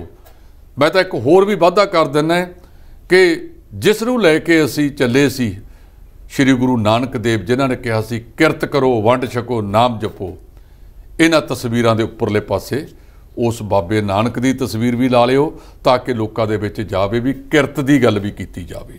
ਇਹ ਤੀਜੀ ਇਹਨਾਂ ਦੋਨਾਂ ਤੋਂ ਉੱਪਰ ਕਰਕੇ ਲਾ ਦਿੱਤੀ ਜਾਵੇ ਤਾਂ ਮੈਂ ਸਮਝਦਾ ਕਿ ਇਹ ਬਹੁਤ ਵੱਡਾ ਹੋਵੇਗਾ। ਇੱਕ ਇਨਕਲਾਬੀ ਸੋਚ, ਇੱਕ ਸੰਵਿਧਾਨ ਦਾ ਘਾੜਾ, ਜਿਹਨੇ ਜਿਨ੍ਹਾਂ ਲੋਕਾਂ ਵਾਸਤੇ ਉਹਨੇ ਉਸ ਸੰਵਿਧਾਨ 'ਚ ਗੱਲ ਕੀਤੀ ਸੀ, ਉਹਨਾਂ ਲੋਕਾਂ ਤੱਕ ਉਹ ਸਾਰਾ ਕੁਝ ਪੁੱਜਦਾ ਹੋ ਗਿਆ ਹੈ।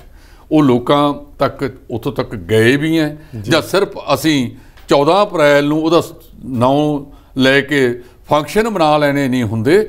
ਉਹਨਾਂ 'ਤੇ ਪਹਿਰਾ ਦੇਣ ਦੀ ਗੱਲ ਹੈ। ਜੇ ਤੁਸੀਂ ਉਹਨਾਂ 'ਤੇ ਪਹਿਰਾ ਦੇ ਦਿੱਤਾ ਤਾਂ ਉਹ ਬਾਬਾ ਨਾਨਕ ਦਾ ਤੁਹਾਡੇ 'ਤੇ ਆਸ਼ੀਰਵਾਦ ਰਹੇਗਾ। ਜਿਵੇਂ ਦਿੱਲੀ ਦੇ ਵਿੱਚੋਂ ਤੁਸੀਂ ਤੀਜੀ ਵਾਰ ਆ ਬਣੇ ਹੋ, ਤੇ ਫਿਰ ਪੰਜਾਬ ਦੇ ਵਿੱਚੋਂ ਵੀ ਕੋਈ ਕੱਢਣ ਦਾ ਯਤਨ ਨਹੀਂ ਕਰ ਸਕੇਗਾ। ਪਰ ਜੇ ਕਰਨਾ ਪਏਗਾ, ਕਰਨੀ ਤਬਦੀਲੀ ਪਵੇਗੀ। ਜਿਹੜੇ 50-60 ਤੁਹਾਡੇ ਕੋਲੇ ਦੂਜੀਆਂ ਪਾਰਟੀਆਂ 'ਚੋਂ ਜਿੱਤ ਕੇ ਆ ਗਏ, ਉਹਨਾਂ 'ਤੇ ਪਹਿਰਾ ਰੱਖਣਾ ਪਵੇਗਾ। ਇਹ ਪਤਾ ਨਹੀਂ ਕਿਹੜੇ ਵੇਲੇ ਬਿੱਲੀ ਰਾਹ ਕੱਟ ਜੇ। ਉਹਨਾਂ ਦੇ ਮਨਾਂ ਦੇ ਵਿੱਚ ਉਹ ਕੁਛ ਨਹੀਂ ਹੋਣਾ ਜੋ ਤੁਸੀਂ ਕਰਨਾ ਚਾਹੁੰਦੇ ਹੋ। ਉਹ ਕਿਸੇ ਹੋਰ ਵਾਤਾਵਰਨ 'ਚ ਪਲ ਕੇ ਆਏ ਨੇ, ਕਿਤੇ ਦੂਜਿਆਂ ਦੀ ਕਹਿੰਦੇ ਚੱਕੀ ਹੋਈ ਲੰਬੜਾਂ ਦੀ ਥਾਣੇਦਾਰ ਦੇ ਬਰਾਬਰ ਬੋਲੇ। ਇਹ ਨਾ ਹੋਵੇ। ਉਹ ਜਿੱਥੋਂ ਆਏ ਨੇ ਉਹਨਾਂ 'ਤੇ ਉਹ ਚੀਜ਼ ਭਾਰੂ ਰਹਿ ਜੇ ਤੇ ਤੁਹਾਨੂੰ ਉਹ ਕਿਸੇ ਵੇਲੇ ਡੋਬ ਦੇਣ। ਇਹ ਭਗਵੰਤ ਸਿੰਘ ਮਾਨ ਨੂੰ, ਅਰਵਿੰਦ ਕੇਜਰੀਵਾਲ ਨੂੰ, ਜਰਨੈਲ ਸਿੰਘ ਨੂੰ, ਸਹਿ ਇੰਚਾਰਜ ਰਾਘਵ ਚੱਡੇ ਨੂੰ, ਇਹ ਸਾਰਿਆਂ ਨੂੰ ਇਸ 'ਤੇ ਪਹਿਰਾ ਦੇਣ ਦੀ ਸਖਤ ਜ਼ਰੂਰਤ ਹੈ। ਅਤੇ ਦੂਜੀ, ਤੁਹਾਡੇ ਕੱਲ੍ਹ ਦੇ ਜਵਾਕ ਕਈ ਆ ਗਏ, ਅਣਜਾਣ ਚਿਹਰੇ ਆ ਗਏ, ਜਿਹੜੇ ਬੰਦੇ ਕਦੇ ਪਿੰਡ 'ਚ ਪੰਚ ਨਹੀਂ ਸੋਚ ਸਕਦੇ ਸੀ, ਮਹੱਲੇ ਦਾ ਪ੍ਰਧਾਨ ਨਹੀਂ ਸੋਚ ਸਕਦੇ ਸੀ, ਉਹ ਤੁਹਾਡੇ ਕੋਲੇ ਆ ਗਏ। ਕਿਤੇ ਇਹ ਨਾ ਹੋਵੇ ਜਦੋਂ ਛੋਟੇ ਭਾਂਡੇ ਜਲਦੀ ਭਰ ਕੇ ਬਾਹਰ ਡੁੱਲ ਜਾਂਦੇ ਨੇ, ਉਹਨਾਂ 'ਤੇ ਕਾਬੂ ਰੱਖਣ ਦੀ ਜ਼ਰੂਰਤ ਪਵੇਗੀ। ਬਹੁਤ ਵੱਡੀ ਜ਼ਿੰਮੇਵਾਰੀ ਹੈ ਤੁਹਾਡੇ 'ਤੇ। ਕਿਤੇ ਇਹ ਨਾ ਹੋਵੇ ਕਿ ਉਹ ਲੋਕ ਜਲਦੀ ਦੂਜਿਆਂ ਦੀਆਂ ਮੋਮੋ ਠੱਗਣੀਆਂ ਗੱਲਾਂ ਦੇ ਵਿੱਚ ਆ ਜਾਣ। ਜੀ ਢਿੱਲੋਂ ਸਾਹਿਬ, ਮੈਨੂੰ ਕੱਲ੍ਹ ਵੀ ਇਹ ਚੀਜ਼ ਲੱਗ ਰਹੀ ਸੀਗੀ ਕਿ ਬਹੁਤ ਸਾਰੇ ਵੱਡੇ ਚਿਹਰੇ ਸਿਆਸਤ 'ਚੋਂ ਖਤਮ ਕਰ ਦਿੱਤੇ ਗਏ ਨੇ, ਸਿਆਸਤ 'ਚੋਂ ਉਹ ਬਿਲਕੁਲ ਸਾਫ਼ ਹੋ ਗਏ ਨੇ, ਤੇ ਉਹ ਚਿਹਰੇ ਆ ਚੁੱਕੇ ਨੇ ਜਿਨ੍ਹਾਂ ਨੂੰ ਅਸੀਂ ਜਾਣਦੇ ਤੱਕ ਨਹੀਂ। ਜਿੱਦਾਂ ਕ੍ਰਿਕਟ ਦੀ ਟੀਮ ਸੀਗੀ, ਕਪਿਲ ਦੇਵ ਦਾ ਯੁੱਗ ਸੀ, ਅਜ਼ਹਰੁਦੀਨ ਹੋਣਾ ਦਾ ਯੁੱਗ ਰਿਹਾ, ਨਵਜੋਤ ਸਿੱਧੂ ਹੋਣਾ ਦਾ ਯੁੱਗ ਰਿਹਾ, ਹੁਣ ਵਿਰਾਟ ਕੋਹਲੀ ਦਾ ਚਿਹਰਾ ਆ। ਪਰ ਵਿਰਾਟ ਕੋਹਲੀ ਤੋਂ ਇਲਾਵਾ ਬਾਕੀ ਦੀ ਟੀਮ ਨੂੰ ਸਾਡੇ ਵਰਗੀ ਏਜ ਗਰੁੱਪ ਵਾਲੇ ਨਹੀਂ ਜਾਣਦੇ। ਸੋ ਭਗਵੰਤ ਮਾਨ ਹੋਰਾਂ ਨੂੰ ਲੋਕ ਜਾਣਦੇ ਨੇ ਜੀ, ਅਰਵਿੰਦ ਕੇਜਰੀਵਾਲ ਹੋਰਾਂ ਨੂੰ ਜਾਣਦੇ ਨੇ, ਪਰ ਕਈ ਇਹੋ ਜਿਹੇ ਚਿਹਰੇ ਨੇ ਜਿਨ੍ਹਾਂ ਨੂੰ ਅਸੀਂ ਬਿਲਕੁਲ ਜਾਣਦੇ ਹੀ ਨਹੀਂ, ਔਰ ਉਹ ਇਸ ਵੇਲੇ ਵਿਧਾਇਕ ਬਣ ਚੁੱਕੇ ਨੇ। ਸੋ ਜੇ ਸੋਚ ਅੱਛੀ ਲੱਗੇ ਤਾਂ ਇਹਦੇ 'ਤੇ ਤਸਦੀਕ ਜ਼ਰੂਰ ਕਰਿਓ ਜੀ। ਇੱਕ ਪਰਸਨੈਲਿਟੀ ਡਿਵੈਲਪਮੈਂਟ ਦੀਆਂ ਕਲਾਸਿਸ ਹੁੰਦੀਆਂ ਨੇ ਜੀ, ਅਸੀਂ ਐਜੂਕੇਸ਼ਨ ਲੈਂਦੇ ਅਕਸਰ ਸਾਡੀ ਟੀਮ ਦੇ ਵਿੱਚ ਵੀ, ਜਦੋਂ ਅਸੀਂ ਕੋਈ ਪ੍ਰੋਗਰਾਮ ਕਰਨੇ ਨੇ ਜਾਂ ਮਹੀਨੇ 2 ਮਹੀਨੇ ਬਾਅਦ ਇੱਕ ਅੱਧੀ ਕੋਈ ਕਲਾਸ ਕਿਸੇ ਯੂਨੀਵਰਸਿਟੀ ਦੇ ਲੈਕਚਰਰ ਨੂੰ ਬੁਲਾ ਕੇ ਅਸੀਂ ਕਰ ਲੈਂਦੇ ਹਾਂ। ਸੋ ਸਿਆਸਤਦਾਨਾਂ ਨੂੰ ਵੀ ਸਿਆਸੀ ਦਾਅਵੇ ਸਿਖਾਉਣ ਲਈ, ਉਹਨਾਂ ਨੂੰ ਬਾਡੀ ਲੈਂਗੁਏਜ ਦੱਸਣ ਲਈ ਕਿ ਭਾਈ ਕਿਸੇ ਦੀਆਂ ਗੱਲਾਂ 'ਚ ਨਾ ਆਇਓ। ਜਿਹੜੇ ਅਣਜਾਣ ਨੇ ਸਿਆਸਤ ਤੋਂ ਜਾਂ ਪਹਿਲੀ ਵਾਰ ਆਏ ਨੇ, ਕਿ ਦੂਜੇ ਦੀ ਗੱਲ ਨੂੰ ਕਿੱਦਾਂ ਬੋਚਣਾ ਆ, ਕਿੱਦਾਂ ਉਹਨੂੰ ਸਮਝਣਾ ਆ ਤੇ ਉਹਦੇ 'ਤੇ ਕਿੱਦਾਂ ਰਿਐਕਟ ਕਰਨਾ। ਇਹਦੇ ਲਈ ਜੇ ਕੇਜਰੀਵਾਲ ਸਾਹਿਬ ਜਾਂ ਭਗਵੰਤ ਮਾਨ ਸਾਹਿਬ ਕਿਤੇ ਸਾਲ 'ਚ ਇੱਕ ਅੱਧਾ ਟੂਰ ਚਾਹੇ ਗੋਆ ਦਾ ਹੀ ਲਾ ਆਉਣ ਜੀ, ਤੇ ਉੱਥੇ 2-4 ਘੰਟੇ 6 ਘੰਟੇ ਦੀ ਕਲਾਸ ਦੇ ਦਿਆ ਕਰਨ, ਚਾਹੇ ਆਪ ਦੇ ਦੇਣ ਜੀ, ਚਾਹੇ ਕੋਈ ਹੋਰ ਦੇ ਦੇ। ਯਾਨੀ ਕਿ ਐਥੀਕਲ ਪੋਲੀਟਿਕਸ ਦੇ ਉੱਤੇ, ਐਥੀਕਲ ਰਾਜਨੀਤੀ ਦੇ ਉੱਤੇ, ਸਿਆਸਤ ਦੇ ਉੱਤੇ ਉਹਨਾਂ ਨੂੰ ਪੂਰੀ ਗੌਰ ਹੋਵੇ ਕਿ ਭਾਈ ਫਲਾਣੇ ਨੇ ਆਹ ਕੀਤਾ ਸੀ, ਉਹਦਾ ਨੁਕਸਾਨ ਹੋਇਆ ਸੀ। ਕਿਉਂਕਿ ਕਈ ਤਾਂ ਬਹੁਤ ਪੜ੍ਹੇ ਲਿਖੇ ਨੇ ਢਿੱਲੋਂ ਸਾਹਿਬ, ਪਰ ਕਈ ਲੋਕ ਅਣਜਾਣ ਵੀ ਹੁੰਦੇ ਨੇ। ਬਿਲਕੁਲ, ਉਹਨਾਂ ਲਈ ਕਲਾਸਿਸ ਜ਼ਰੂਰੀ ਨੇ ਜੀ, ਬਹੁਤ ਜ਼ਿਆਦਾ। ਹਾਂ, ਮੈਨੂੰ ਯਾਦ ਆਉਂਦਾ ਜੀ, ਜਿਹੜਾ ਮੁੰਡਾ ਚੰਨੀ ਸਾਹਿਬ ਨੂੰ ਹਰਾਇਆ ਲਾਭ ਸਿੰਘ ਉਬੋਕੇ। ਉਹ ਮੋਬਾਈਲਾਂ ਦੀ ਦੁਕਾਨ ਦੇ ਉੱਤੇ ਰਿਪੇਅਰ ਕਰਦਾ ਬਹਿ ਕੇ ਵਿਚਾਰਾ। ਉਹਦੇ ਮਾਤਾ ਜੀ ਕੱਲ੍ਹ ਵੀ ਪਰਸੋਂ ਉਹਦੇ MLA ਬਣਨ ਤੋਂ ਬਾਅਦ ਉਹ ਇੱਕ ਸਕੂਲ ਦੇ ਵਿੱਚ ਸੇਵਾਦਾਰ ਦੀ ਨੌਕਰੀ ਕਰਦੇ ਆ। ਉਹ ਦੂਜੇ ਸੀ ਜੀ, ਉਹ ਆਪਣੇ ਦੂਜੇ ਦੂਜੀ ਸੀਟ ਵਾਲੇ ਆ ਜੀ। ਨਹੀਂ ਉਬੋਕੇ ਦੇ।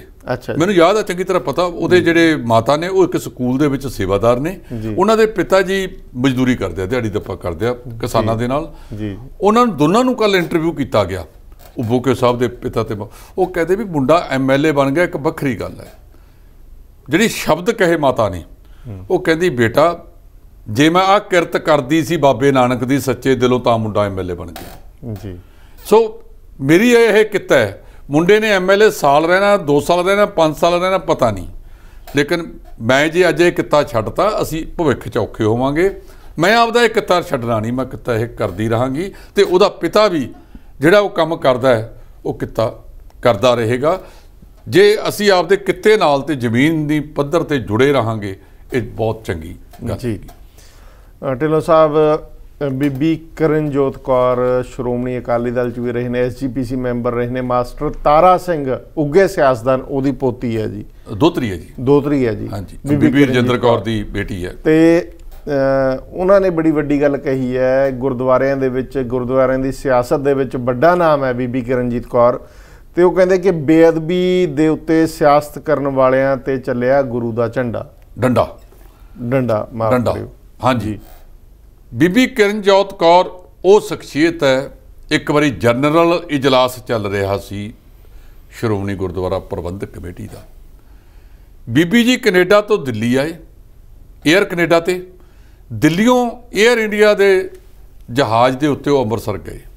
ਉਹ ਕਹਿੰਦੇ ਵੀ ਏਅਰ ਕੈਨੇਡਾ ਵਾਲਿਆਂ ਨੇ ਮੇਰੀ ਸ੍ਰੀ ਸਾਹਿਬ ਨੂੰ ਕੁਝ ਨਹੀਂ ਕਿਹਾ ਜੋ ਗਾਤਰੇ ਪਾਈ ਹੋਈ ਸੀ।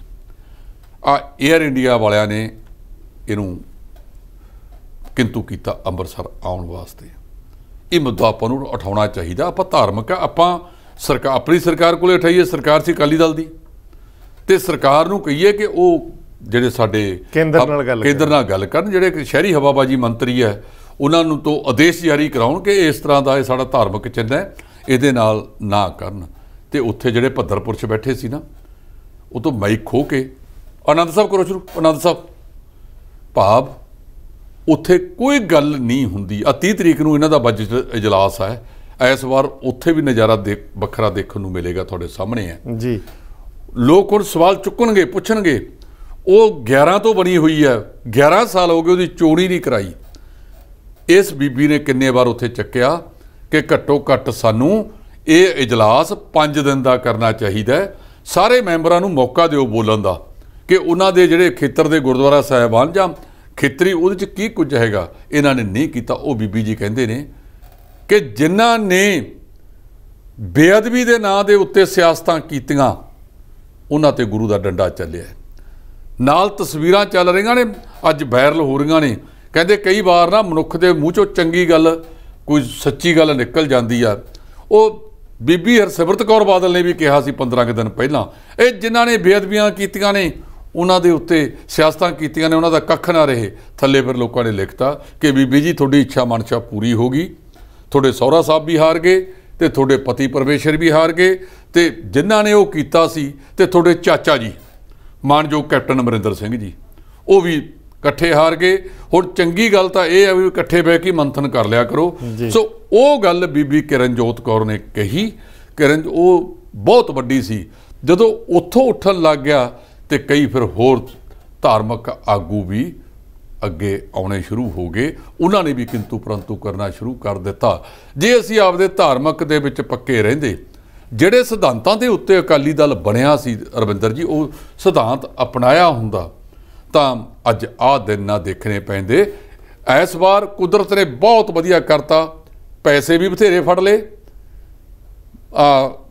ਕੌੜੇ ਘੁੱਟ ਵੀ ਫੜ ਲਏ।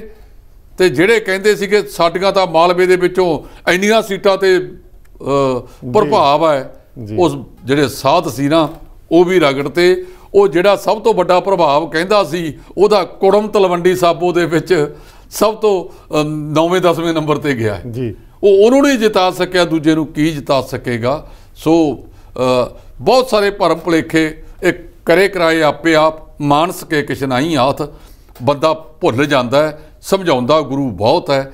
ਗੁਰੂ ਤਾਂ ਇਹ ਵੀ ਕਹਿੰਦਾ ਕਿ ਪਰਮੇਸ਼ਰ ਦੇ ਭੁੱਲਿਆਂ ਵਿਆਪਨ ਸਭੇ ਰੋਗ। ਸੋ ਅਸੀਂ ਸਮਝਦੇ ਨਹੀਂ, ਅਸੀਂ ਪਦਾਰਥਵਾਦੀ ਯੁੱਗ ਦੇ ਵਿੱਚ ਬਹੁਤ ਜ਼ਿਆਦਾ ਅੜਕ ਗਏ, ਇਸ ਕਰਕੇ ਇਹ ਸਾਰਾ ਕੁਝ ਵਾਪਰ ਰਿਹਾ। ਰਾਜਨੀਤੀ ਪੰਜਾਬ ਦੀ ਦੇ ਵਿੱਚ ਇੱਕ ਚੰਗੇ ਪਾਸੇ ਨੂੰ ਮੋੜਾ ਕੱਟਿਆ। ਅਸੀਂ ਅਰਦਾਸ ਕਰਾਂਗੇ ਪ੍ਰਮਾਤਮਾ ਦੇ ਚਰਨਾਂ 'ਚ ਕਿ ਜਿਹੜਾ ਆਸ ਲੋਕਾਂ ਦੇ ਮਨਾਂ ਦੇ ਵਿੱਚ ਆਈ ਹੈ, ਉਹ ਆਸ ਤੇ ਇਹ ਲੋਕ ਪਹਿਰਾ ਦੇਣ। ਜੀ ਢਿੱਲੋਂ ਸਾਹਿਬ, ਇਲੈਕਸ਼ਨਾਂ ਤੋਂ ਪਹਿਲਾਂ ਅਸੀਂ ਹਰ ਪ੍ਰੋਗਰਾਮ 'ਚ ਲਗਭਗ ਕਿਸਾਨਾਂ ਦੀ ਗੱਲ ਕਰਦੇ ਸੀ, ਤੇ ਜੇ ਹੁਣ ਪੋਸਟ ਇਲੈਕਸ਼ਨਾਂ ਤੋਂ ਬਾਅਦ ਅਸੀਂ ਉਹਨਾਂ ਦੀ ਗੱਲ ਨਹੀਂ ਕਰਾਂਗੇ ਤਾਂ ਪ੍ਰੋਗਰਾਮ ਅਧੂਰਾ ਰਹਿ ਜਾਊਗਾ। ਬਲਬੀਰ ਸਿੰਘ ਰਾਜੇਵਾਲ ਨੂੰ ਲੋਕਾਂ ਨੇ ਸ਼ੀਸ਼ਾ ਦਿਖਾ ਦਿੱਤਾ ਜੀ, ਸਿਰਫ 4626 ਵੋਟਾਂ, ਸਿਰਫ 4626। ਹਾਂ, ਜ਼ਮਾਨਤ ਜ਼ਬਤ ਹੋ ਗਈ ਜੀ। ਕਹਿੰਦੇ ਕਈ ਵਾਰੀ ਬਹੁਤਾ ਮਾਨ ਸਨਮਾਨ ਵੀ ਝੱਲਿਆ ਨਹੀਂ ਜਾਂਦਾ। ਇਹੀ ਗੱਲ ਮੈਂ ਇਹਨਾਂ ਤੇ ਕੀਤੀ ਸੀ ਜਿਹੜੇ ਨਵੇਂ ਚੁਣ ਕੇ ਆਏ ਨੇ, ਕਿ ਬਲਬੀਰ ਸਿੰਘ ਰਾਜੇਵਾਲ ਅੰਤਰਰਾਸ਼ਟਰੀ ਪੱਧਰ ਦਾ ਆਗੂ ਬਣ ਗਿਆ ਸੀ। 11 ਮੀਟਿੰਗਾਂ ਹੋਈਆਂ ਕੇਂਦਰ ਸਰਕਾਰ ਦੇ ਨਾਲ, 32 ਜਥੇਬੰਦੀਆਂ ਪੰਜਾਬ ਦੀਆਂ, ਬਾਕੀ ਬਾਹਰਲੀਆਂ 42 ਜਥੇਬੰਦੀਆਂ ਸੀ। ਤੇ ਉੱਥੇ ਮੁੱਖ ਸੂਤਰਧਾਰ ਕੌਣ ਹੁੰਦਾ ਸੀ? ਬਲਬੀਰ ਸਿੰਘ ਰਾਜੇਵਾਲ। ਸਾਹਿਬ ਹੱਥ ਵਡਿਆਈਆਂ ਜਿਸ ਭਾਵ ਹੈ ਤਿਸ ਦੇ। ਵੈਸੇ ਰਾਜੇਵਾਲ ਸਾਹਿਬ ਕਹਿੰਦੇ ਆ ਕਿ ਮੈਂ ਅਮਰਧਾਰੀ ਬੰਦਾ ਹਾਂ, ਅਮਰ ਪਾਠ ਕਰੇ ਤੋਂ ਬਗੈਰ ਜਾਂਦਾ ਨਹੀਂ। ਮੇਰਾ ਖਿਆਲ ਕਿਤੇ ਨਾ ਕਿਤੇ ਕੋਈ ਕੁਤਾਹੀ ਹੋਊਗੀ, ਉਹਨਾਂ ਨੂੰ ਸੋਚਣਾ ਚਾਹੀਦਾ।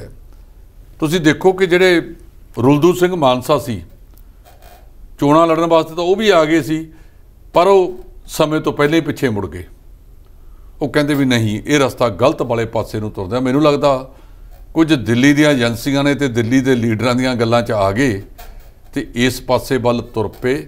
ਅੱਜ ਉਹ ਬਲਬੀਰ ਸਿੰਘ ਰਾਜੇਵਾਲ ਦੀ ਉਹ ਟੌਰ ਦੁਬਾਰਾ ਨਹੀਂ ਬਣਨੀ ਜਿਹੜੀ ਕਿਸੇ ਵੇਲੇ ਸੀ। ਕਹਿੰਦੇ ਕਿ ਦੂਰੋਂ ਦੇਖਣ ਨੂੰ ਖੁੱਦੋ ਲੱਗਦੀ ਹੈ। ਪੁਰਾਣੇ ਜ਼ਮਾਨੇ 'ਚ ਆਪਾਂ ਕਹਿੰਦੇ ਸੀ ਖੁੱਦੋ ਜਦੋਂ ਢੇੜੀ ਗਈ, ਉਹ 'ਚੋਂ ਪਾਟੀਆਂ ਲੀਰਾਂ ਨਿਕਲੀਆਂ। 4626 ਜਵਾਨਤ ਵੀ ਤੁਸੀਂ ਆਪਣੀ ਨਹੀਂ ਬਚਾ ਸਕੇ। ਢਿੱਲੋਂ ਸਾਹਿਬ, ਮੈਨੂੰ ਲੱਗਦਾ ਹੈ ਜਿਹੜਾ ਲੱਡੂ ਖਾ ਕੇ ਆਏ ਸੀ ਰਾਜੇਵਾਲ ਸਾਹਿਬ ਕੈਪਟਨ ਅਮਰਿੰਦਰ ਸਿੰਘ ਹੋਣਾ ਤੋਂ, ਉਹ ਵੀ ਵੱਡਾ ਕਾਰਨ ਰਿਹਾ ਕਿ ਲੋਕਾਂ ਦਾ ਵਿਸ਼ਵਾਸ ਉਦੋਂ ਹੀ ਟੁੱਟਣਾ ਸ਼ੁਰੂ ਹੋ ਗਿਆ ਸੀ ਜੀ। ਬਿਲਕੁਲ ਠੀਕ ਹੈਗਾ ਜੀ, ਤੁਸੀਂ ਠੀਕ ਕਹਿ ਰਹੇ ਹੋਗੇ। ਤੁਸੀਂ ਦੇਖੋ ਕਿ ਦੂਜੇ ਪਾਸੇ ਜੋਗਿੰਦਰ ਸਿੰਘ ਅਗਰਾਹਾਂ ਜੀ ਦੀ ਸਭ ਤੋਂ ਵੱਡੀ ਜਥੇਬੰਦੀ ਹੈ, ਉਹ ਨਹੀਂ ਗਏ। ਡਾਕਟਰ ਦਰਸ਼ਨਪਾਲ ਕਿਰਤੀ ਕਿਸਾਨ ਯੂਨੀਅਨ ਵਾਲੇ ਨਹੀਂ ਗਏ। ਭਦੇਰ ਸਾਹਿਬ ਨਹੀਂ ਗਏ। ਭਾਵੇਂ ਭਦੇਰ ਸਾਹਿਬ ਨਾਲ ਇਹਨਾਂ ਦੇ ਲੱਖ ਬਖਰੇਵੇਂ ਚੱਲਣ, ਪਰ ਉਹ ਗਏ ਤਾਂ ਨਹੀਂ ਨਾ ਇਹ ਚੋਣਾਂ ਲੜਨ ਵਾਸਤੇ। ਇਹ ਤਾਂ ਮੇਰਾ ਖਿਆਲ ਆ ਵੀ ਕੱਬਾ ਸੱਜਾ ਕਰਕੇ ਕਹਿੰਦਾ ਆਪ ਤੋਂ ਡੋਬੇ ਬਾਮਣਾ ਜਜਮਾਨ ਵੀ ਡੋਬੇ। ਇਹ ਗੁਰਨਾਮ ਸਿੰਘ ਚੜੂਨੀ ਨੇ 3 ਵਾਰ ਆਪਦੀਆਂ ਜ਼ਮਾਨਤਾਂ ਤਾਂ ਜ਼ਬਤ ਕਰਾਈਆਂ ਸੀਗੀਆਂ ਹਰਿਆਣੇ ਦੇ ਵਿੱਚ। ਇਹਦਾ ਪੁੱਛੇ ਵੀ ਤਾਂ ਲੱਲਾ ਨਾ ਖੱਖਾ ਪੰਜਾਬ ਦੇ ਵਿੱਚ ਤੂੰ ਲੈਣ ਕੀ ਆਇਆ ਸੀਗਾ ਜੀ। ਸੋ ਇਹਨਾਂ ਦੇ ਨਾਲ ਲੱਗ ਕੇ ਇਹਨਾਂ ਨੇ ਰਗੜਤੇ। ਦੂਜੇ ਪਾਸੇ ਢਿੱਲੋਂ ਸਾਹਿਬ, ਮੈਨੂੰ ਇਹ ਵੀ ਗੱਲ ਲੱਗਦੀ ਹੈ ਕਿ ਸਾਨੂੰ ਹੁਣ ਐਗਜ਼ਿਟ ਪੋਲ ਦੇ ਉੱਤੇ ਵੀ ਵਿਸ਼ਵਾਸ ਕਰਨਾ ਬੰਦ ਕਰ ਦੇਣਾ ਚਾਹੀਦਾ ਹੈ। 2012 ਦਾ ਐਗਜ਼ਿਟ ਪੋਲ ਲੈ ਲਓ ਜੀ, 2017 ਦਾ ਲੈ ਲਓ, 2019 ਦਾ ਲੈ ਲਓ, 2022 ਦਾ, ਤੇ ਵਿੱਚ ਵਿਚਾਲੇ 2013 ਵਾਲਾ 14 ਵਾਲਾ ਲੋਕ ਸਭਾ ਵਾਲਾ। ਹਾਂਜੀ ਹਾਂਜੀ। ਸੋ ਜਿੰਨੇ ਐਗਜ਼ਿਟ ਪੋਲ ਹੋਏ ਨੇ ਜੀ ਪੰਜਾਬ 'ਚ ਖਾਸ ਕਰਕੇ, ਸਾਰੇ ਧਰੇ ਧਰਾਏ ਰਹਿ ਗਏ, ਕਿਉਂਕਿ ਇੱਥੇ ਸਿਰਫ ਲੋਕਾਂ ਦਾ ਫਤਵਾ ਚੱਲਦਾ ਹੈ। ਅੱਜ ਜਿੰਨੇ ਕਰਵਾਏ ਜਾਂਦੇ ਨੇ ਜੀ ਐਗਜ਼ਿਟ ਪੋਲ, ਸਾਰੇ ਝੂਠੇ ਸਾਬਤ ਹੋ ਗਏ ਨੇ। ਵੱਡੇ ਵੱਡੇ ਚੈਨਲ, ਮੈਂ ਕਿਸੇ ਦਾ ਨਾਂ ਨਹੀਂ ਲਊਂਗਾ, ਵੱਡੀਆਂ ਵੱਡੀਆਂ ਏਜੰਸੀਆਂ ਮੋਟੀਆਂ ਰਕਮਾਂ ਲੈ ਕੇ ਮੈਂ ਦੁਬਾਰਾ ਕਹਿ ਰਿਹਾ, ਐਗਜ਼ਿਟ ਪੋਲ ਕੱਢਦੀਆਂ ਨੇ। ਤੇ ਜਦੋਂ ਸਾਡੇ ਲੋਕਾਂ ਨੇ, ਸਾਡੇ D5 ਚੈਨਲ ਪੰਜਾਬੀ ਨੇ ਰੇਕੀ ਕੀਤੀ 400 ਪਿੰਡਾਂ ਦੀ, ਤਾਂ ਅਸੀਂ ਉਹ ਐਗਜ਼ਿਟ ਪੋਲ ਵਿੱਚ ਨਹੀਂ ਤਬਦੀਲ ਕੀਤਾ, ਕਿਉਂਕਿ ਸਿਰਫ 400 ਪਿੰਡ ਸੀ ਜੀ 12,000 ਚੋਂ। ਪਰ ਉਸ ਵੇਲੇ ਅਸੀਂ ਇਹ ਜ਼ਰੂਰ ਕਹਿਣ ਲੱਗ ਗਏ ਸੀਗੇ ਕਿ ਬਦਲਾਅ ਇੱਕ ਤਾਂ ਢਿੱਲੋਂ ਸਾਹਿਬ ਬਦਲਾਅ ਸਾਨੂੰ ਪਤਾ ਲੱਗ ਗਿਆ ਸੀ ਬਦਲਾਅ। ਦੂਜਾ ਅਸੀਂ ਕਹਿੰਦੇ ਸੀ, ਮੈਨੂੰ ਕਈ ਬੰਦਿਆਂ ਨੇ ਪੁੱਛਿਆ ਕਿ ਦੱਸੋ ਜੀ ਕੀ ਹਾਲਾਤ ਨੇ ਪੰਜਾਬ ਦੇ। ਸੋ ਅਸੀਂ ਇਹ ਕਹਿੰਦੇ ਸੀ ਕਿ ਵੋਟ ਸ਼ੇਅਰ ਤਾਂ ਜ਼ਰੂਰ ਤੁਹਾਡਾ ਵੱਧ ਹੈ ਜੀ ਆਮ ਆਦਮੀ ਪਾਰਟੀ ਦਾ, ਪਰ ਸੀਟਾਂ ਤੇ ਕਿੰਨੀਆਂ ਤੇ ਬੂਥ ਲੈਵਲ ਤੇ ਕਿੰਨੀਆਂ ਤੇ ਕੰਮ ਕੀਤਾ ਤੁਹਾਡੇ ਰਾਜਨੀਤਿਕ ਲੋਕਾਂ ਨੂੰ ਪਤਾ ਹੋਊਗਾ। ਵੀ ਵੋਟਾਂ ਤੁਹਾਨੂੰ ਵੱਧ ਪੈਣੀਆਂ, ਇਹ ਕਨਫਰਮ ਹੈ। ਸੀਟਾਂ ਕਿੰਨੀਆਂ ਆਣੀਆਂ, ਕਿਹੜੀ ਸੀਟ ਤੇ ਤੁਸੀਂ ਕੰਮ ਕੀਤਾ, ਕਿਹੜੀ ਤੇ ਨਹੀਂ ਕੀਤਾ, ਉਹ ਸਾਨੂੰ ਹਜੇ ਤੱਕ ਨਹੀਂ ਪਤਾ। ਸੋ ਐਗਜ਼ਿਟ ਪੋਲ ਬਿਲਕੁਲ ਲੋਕੋ ਦੋਸਤੋ ਅੱਗੇ ਨੂੰ ਮੇਰੇ ਖਿਆਲ ਤੇ ਵਿਸ਼ਵਾਸ ਕਰਨਾ ਅਸੀਂ ਬੰਦ ਕਰ ਦਈਏ, ਕਿਉਂਕਿ ਇਹ ਸਿਰਫ ਔਰ ਸਿਰਫ ਪੇਡ ਹੁੰਦੇ ਨੇ, ਪ੍ਰਭਾਵ ਪਾਉਣ ਲਈ ਹੁੰਦੇ ਨੇ। ਤੇ ਅਗਲੀ ਖਬਰ ਢਿੱਲੋਂ ਸਾਹਿਬ, ਜੇ ਕਾਂਗਰਸ ਪਾਰਟੀ ਦੀ ਨਾ ਕੀਤੀ ਜਾਵੇ ਤਾਂ ਵੀ ਸ਼ਾਇਦ ਪ੍ਰੋਗਰਾਮ ਅਧੂਰਾ ਰਹਿ ਜਾਊਗਾ। ਕਾਂਗਰਸ ਆਪਸ 'ਚ ਬਹੁਤ ਚਿੱਤਰੋ ਚਿੱਤੀ ਹੋਈ ਹੈ ਜੀ। ਰੰਧਾਵਾ ਹੋ ਗਏ, ਰੰਧਾਵਾ ਸਾਹਿਬ, ਜਾਖੜ ਸਾਹਿਬ, ਸਿੱਧੂ ਸਾਹਿਬ, ਤ੍ਰਿਪਤ ਰਜਿੰਦਰ ਬਾਜਵਾ, ਸਾਰੇ ਜੀ, ਡਿੰਪਾ ਜੀ ਜੀ। ਅਸਲ ਦੇ ਵਿੱਚ ਆਪਾਂ ਗੱਲ ਕਰਦੇ ਹੁੰਦੇ ਸੀ, ਤੁਸੀਂ ਵੀ ਉਸ ਦੇ ਵਿੱਚ ਹਾਮੀ ਭਰਦੇ ਹੁੰਦੇ ਸੀ ਕਿ ਜਿਹੜਾ ਰੋ ਕੇ ਘੋੜੀ ਚੜ੍ਹਦਾ ਨਾ, ਉਹ ਫਿਰ ਕੋਈ ਡੋਲਾ ਵਿਆਹ ਕੇ ਨਹੀਂ ਲਿਆਉਂਦਾ, ਉਹ ਤਾਂ ਰਾਹ 'ਚੋਂ ਹੀ ਆ ਜਿਹੜਾ ਸ਼ਬਦ ਤੁਸੀਂ ਵਰਤਿਆ ਵੀ ਛਿੱਤਰੋ ਛਿੱਤਰੀ ਹੋ ਗਏ, ਇਸ ਕੁਛ ਕਰਕੇ ਆ ਜਾਂਦਾ ਹੈ। ਕਾਂਗਰਸ ਦੇ ਵਿੱਚ ਇੱਕ ਬਦਲਾਅ ਆਇਆ, ਇਹ ਸਾਰੇ ਇਕੱਠੇ ਸੀ ਜਦੋਂ ਕੈਪਟਨ ਅਮਰਿੰਦਰ ਸਿੰਘ ਨੂੰ ਲਾਹਿਆ। ਨਵਜੋਤ ਸਿੰਘ ਸਿੱਧੂ ਨੂੰ ਕੇਂਦਰ ਵਾਲਿਆਂ ਦੇ ਕਹਿਣ ਤੇ ਪ੍ਰਧਾਨ ਬਣਾ ਦਿੱਤਾ ਗਿਆ। ਉਹ ਨਵਜੋਤ ਸਿੱਧੂ ਲੱਖ ਇਮਾਨਦਾਰ ਹੋਵੇ, ਪਰ ਕਿਸੇ ਧੜੇ ਦਾ ਮੁਖੀ ਬਣਨ ਵਾਸਤੇ ਤਾਂ ਲੋੜ ਜੋਗੇ ਬੰਦੇ ਤਾਂ ਨਾਲ ਰੱਖਣੇ ਪੈਂਦੇ ਆ ਨਾ। ਧੜਾ ਤਾਂ ਨਾਲ ਚੱਲਣਾ ਚਾਹੀਦਾ, ਜਿਹੜੇ ਧੜੇ ਦੇ ਮੁਖੀ ਬਣੇ ਉਹ ਧੜਾ ਤਾਂ ਨਾਲ ਚੱਲੇ ਨਾ। ਜੇ 67 MLA ਜਿੱਦਣ ਤੁਸੀਂ ਪ੍ਰਧਾਨ ਬਣੇ ਤੁਹਾਡੇ ਨਾਲ ਸੀ, ਤੇ ਬਾਅਦ ਦੇ ਵਿੱਚ ਕੀ ਹੋ ਗਿਆ ਕਿ 7 ਵੀ ਨਹੀਂ ਰਹੇ, ਤੁਹਾਡੇ ਤੋਂ ਇੰਨੇ ਪਾਸੇ ਚਲੇ ਗਏ। ਰੰਧਾਵਾ ਸਾਹਿਬ ਨੇ ਬਹੁਤ ਗੰਭੀਰਤਾ ਵਾਲੀਆਂ ਗੱਲਾਂ ਕੀਤੀਆਂ ਨੇ। ਉਹ ਕਹਿੰਦੇ ਵੀ ਚੰਨੀ ਸਰਕਾਰ ਨੇ ਫੈਸਲੇ ਬਹੁਤ ਚੰਗੇ ਚੰਗੇ ਕੀਤੇ ਸੀ। 10 ਰੁਪਏ ਡੀਜ਼ਲ ਪੈਟਰੋਲ, 5 ਰੁਪਏ ਡੀਜ਼ਲ, 3 ਰੁਪਏ ਯੂਨਿਟ 7 ਕਿਲੋਵਾਟ ਤੱਕ ਬਿਜਲੀ, 2 ਕਿਲੋਵਾਟ ਦੇ ਸਾਰੇ ਮਾਫ ਕੀਤੇ। ਉਹਨਾਂ ਨੇ ਕਿਹਾ ਕਿ ਅਸੀਂ ਭਗਵੰਤ ਮਾਨ ਨੂੰ ਵੀ ਕਹਾਂਗੇ ਜਿਹੜੇ ਫੈਸਲੇ ਅਸੀਂ ਲਏ ਸੀ, ਇਹ ਫੈਸਲੇ ਘੱਟੋ ਘੱਟ ਲੋਕ ਹਿੱਤ 'ਚ ਸੀ, ਇਹਨਾਂ ਨੂੰ ਜਾਰੀ ਰੱਖਿਓ। ਉਹ ਕਹਿੰਦੇ ਵੀ ਜਿਹੜੇ ਫੈਸਲੇ ਅਸੀਂ ਕੀਤੇ, ਇਹ ਨਵਜੋਤ ਸਿੰਘ ਸਿੱਧੂ ਦੂਜੇ ਦਿਨ ਹੀ ਉਹਦੇ ਉਲਟ ਬਿਆਨ ਦੇ ਦਿੰਦਾ ਸੀ। ਜਦੋਂ ਜਿਵੇਂ ਘਰ 'ਚ ਕਹਿੰਦੇ ਆ ਕਿ ਪਤੀ ਪਤਨੀ ਇੱਕ ਰੇਲ ਦੇ 2 ਪਹੀਏ ਨੇ, ਜੇ ਅਨਬੈਲੈਂਸ ਹੋ ਜੇ ਤੇ ਫਿਰ ਹੇਮਾ ਮਾਲਿਨੀ ਵਾਲਾ ਤਾਂਗਾ ਯਾਦ ਰੱਖ ਲਓ, ਜਿਹੜਾ ਸ਼ੋਲੇ ਦੇ ਵਿੱਚ ਸੀਗਾ, ਅਖੀਰ ਡਾਕੂਆਂ ਨੇ ਫੜ ਲਈ, ਉਹ ਚੀਜ਼ ਹੋ ਜਾਂਦੀ ਹੈ। ਇੱਥੇ ਇਹ ਸਾਰੇ ਜਾਖੜ ਸਾਹਿਬ ਨੇ ਵਿੱਚ ਚੱਲਦਿਆਂ ਕਹਿਤਾ ਵੀ 42 ਬੰਦੇ ਮੈਨੂੰ ਮੁੱਖ ਮੰਤਰੀ ਬਣਾਉਣਾ ਚਾਹੁੰਦੇ ਸੀ, ਕਹਿੰਦੇ ਹਿੰਦੂ ਨਹੀਂ ਬਣਾਉਣਾ। ਉਹਨਾਂ ਨੇ ਹਿੰਦੂਆ ਪੱਤੇ 'ਚੋਂ ਉਹਦਾ ਬਹੁਤ ਵੱਡਾ ਨੁਕਸਾਨ ਹੋਇਆ। ਦੂਜੇ ਪਾਸੇ ਕੋਈ ਕਹਿੰਦੇ ਗੱਲ ਕਰਦੇ ਸੀਗੇ, ਇਹ ਨਾਲ ਦੀ ਨਾਲ ਉਹਦੇ ਉਲਟ ਬਿਆਨ ਦੇ ਦਿੱਤਾ ਜਾਂਦਾ ਸੀ। ਅੱਜ ਡਿੰਪਾ ਸਾਹਿਬ ਨੂੰ ਬਹੁਤ ਵੱਡਾ ਅਫਸੋਸ ਹੋਇਆ, ਭਰਾ ਤੋਰਤਾ ਅਕਾਲੀਆਂ 'ਚ, ਉਹਨਾਂ ਕੋਲ ਤਾਂ ਸੀਟਾਂ ਹੀ 3 ਰਹਿ ਗਈਆਂ, ਕਾਰ ਦੇ ਵਿੱਚ ਵੀ ਪੂਰੀਆਂ ਨਹੀਂ, ਮੋਟਰਸਾਈਕਲ ਦੀ ਉਹ ਟ੍ਰਿਪਲ ਸਵਾਰੀ ਕਰ ਲਿਆ ਕਰਨ, ਤੇ ਜਾਂ ਮੰਗਵੀਂ ਬਹੁਜਨ ਸਮਾਜ ਪਾਰਟੀ ਵੱਲੋਂ ਬਹਾ ਕੇ ਕਾਰ ਜੋਗੇ ਬਣ ਗਏ, 4 ਹੋ ਗਏ। ਉਹਨਾਂ ਨੇ ਜਿਹੜਾ ਪੱਤਾ ਖੇਡਿਆ, ਜੇ ਬੰਦਾ ਆਪ ਦੇ ਵਿੱਚ ਤੋੜ ਦਿੰਦੇ ਤਾਂ ਘੱਟੋ ਘੱਟ ਗਾਹਾਂ ਲੋਕ ਸਭਾ ਦੀ ਸੀਟ ਲੈਣ ਜੋਗੇ ਤਾਂ ਹੋ ਜਾਂਦੇ ਨੇ ਇਹਨਾਂ ਤੋਂ। ਜੀ ਜੀ। ਸੋ ਇਹ ਸਾਰੇ ਆਪਸ ਵਿੱਚ ਦੀ ਉਲਝੇ ਨੇ। ਇਹਨਾਂ ਨੇ ਇਹ ਸੁਨੇਹਾ ਭੇਜਿਆ ਉਹਨਾਂ ਨੂੰ, ਦਿੱਲੀ ਵਾਲਿਆਂ ਨੂੰ। ਕੈਪਟਨ ਸਾਹਿਬ ਤੇ ਦੋਸ਼ ਲਾਤਾ ਰਣਦੀਪ ਸੁਰਜੇ ਵਾਲੇ ਨੇ। ਕੈਪਟਨ ਸਾਹਿਬ ਨੇ ਨਾਲ ਦੀ ਨਾਲ ਜਵਾਬ ਦੇਤਾ, ਉਹ ਭਾਈ ਕਹਿੰਦਾ ਜੇ ਪੰਜਾਬ 'ਚ ਤਾਂ ਤੁਹਾਨੂੰ ਮੈਂ ਹਰਾਤਾ, ਤੇ 4 ਰਾਜਾਂ 'ਚ ਕਿਹਨੇ ਹਰਾਇਆ ਹੈ? ਕੈਪਟਨ ਸਾਹਿਬ ਨੂੰ ਤੇ ਢੀਂਡਸਾ ਸਾਹਿਬ ਨੂੰ ਲੈ ਕੇ ਤਾਂ ਮੋਦੀ ਸਾਹਿਬ ਰਾਤ ਚੱਲੇ ਸੀ ਜੀ। ਉਹ ਦੋਨੇ ਹੀ ਆਪਦੀਆਂ ਸੀਟਾਂ ਵੀ ਨਹੀਂ ਬਚਾ ਸਕੇ, ਤੇ ਢੀਂਡਸਾ ਸਾਹਿਬ ਨੇ ਅਸਤੀਫਾ ਵੀ ਦੇਤਾ ਆਪਦੀ ਪਾਰਟੀ ਦੇ ਅਹੁਦੇ ਤੋਂ। ਸੋ ਉਧਰਲੇ ਪਾਸੇ ਸੁਖਬੀਰ ਸਿੰਘ ਕਹਿੰਦਾ ਮੈਂ ਹਾਰ ਆਪਦੀ ਮੰਨ ਲਈ ਵੀ ਸਾਡੀ ਹਾਰ ਹੋਈ ਹੈ, ਹੁਣ ਤੂੰ ਮੰਨੇਗਾ ਕਿਵੇਂ ਨਹੀਂ? ਪ੍ਰਤੱਖ ਨੂੰ ਪ੍ਰਮਾਣ ਦੀ ਕੀ ਲੋੜ ਆ, ਮੰਨਣੀਓ ਪੈਣੀ ਸੀ ਜਦੋਂ ਅਗਲਿਆਂ ਨੇ ਮਨਾ ਲਈ। ਸੋ ਇਹ ਪੰਜਾਬ ਦੇ ਵਿੱਚ ਜਿਹੜੀਆਂ ਸਾਰੀਆਂ ਸਿਆਸੀ ਧਿਰਾਂ ਨੇ ਅਰਵਿੰਦਰ ਜੀ, ਇਹਨਾਂ ਨੇ ਜੇ ਭਵਿੱਖ ਦੇ ਵਿੱਚ 2024 ਕੋਈ ਬਹੁਤੀ ਦੂਰ ਨਹੀਂ ਜੀ, ਅੱਜ ਤੋਂ ਹੀ ਮੋਦੀ ਸਾਹਿਬ ਪਤਾ ਲੱਗ ਗਿਆ ਵੀ ਗੁਜਰਾਤ ਚੋਣਾਂ ਆਈਆਂ ਕਾਈਆਂ, ਕਾਫੀ ਸਬਕ ਉਹਨਾਂ ਨੇ ਯੂਪੀ ਚੋਂ ਸਿੱਖ ਲਿਆ, ਉੱਥੇ ਜਾ ਪਹੁੰਚੇ। ਹਾਂ, ਮਾਫ ਕਰਿਓ, ਉਸ ਤੋਂ ਪਹਿਲਾਂ ਆਮ ਆਦਮੀ ਪਾਰਟੀ ਨੇ ਇਹ ਐਲਾਨ ਕਰ ਦਿੱਤਾ ਕਿ ਅਸੀਂ ਹਿਮਾਚਲ ਪ੍ਰਦੇਸ਼ ਦੇ ਵਿੱਚ ਸਾਰੀਆਂ ਸੀਟਾਂ ਤੇ ਚੋਣ ਲੜਾਂਗੇ। ਉਹ ਤਾਂ ਨਵੰਬਰ ਦੇ ਵਿੱਚ ਤਿਆਰੀ ਕਰੀ ਬੈਠੇ ਆ ਜੀ। ਬਿਲਕੁਲ ਜੀ, ਉਹ ਨਵੰਬਰ 'ਚ ਗੁਜਰਾਤ ਹੈ ਜੀ।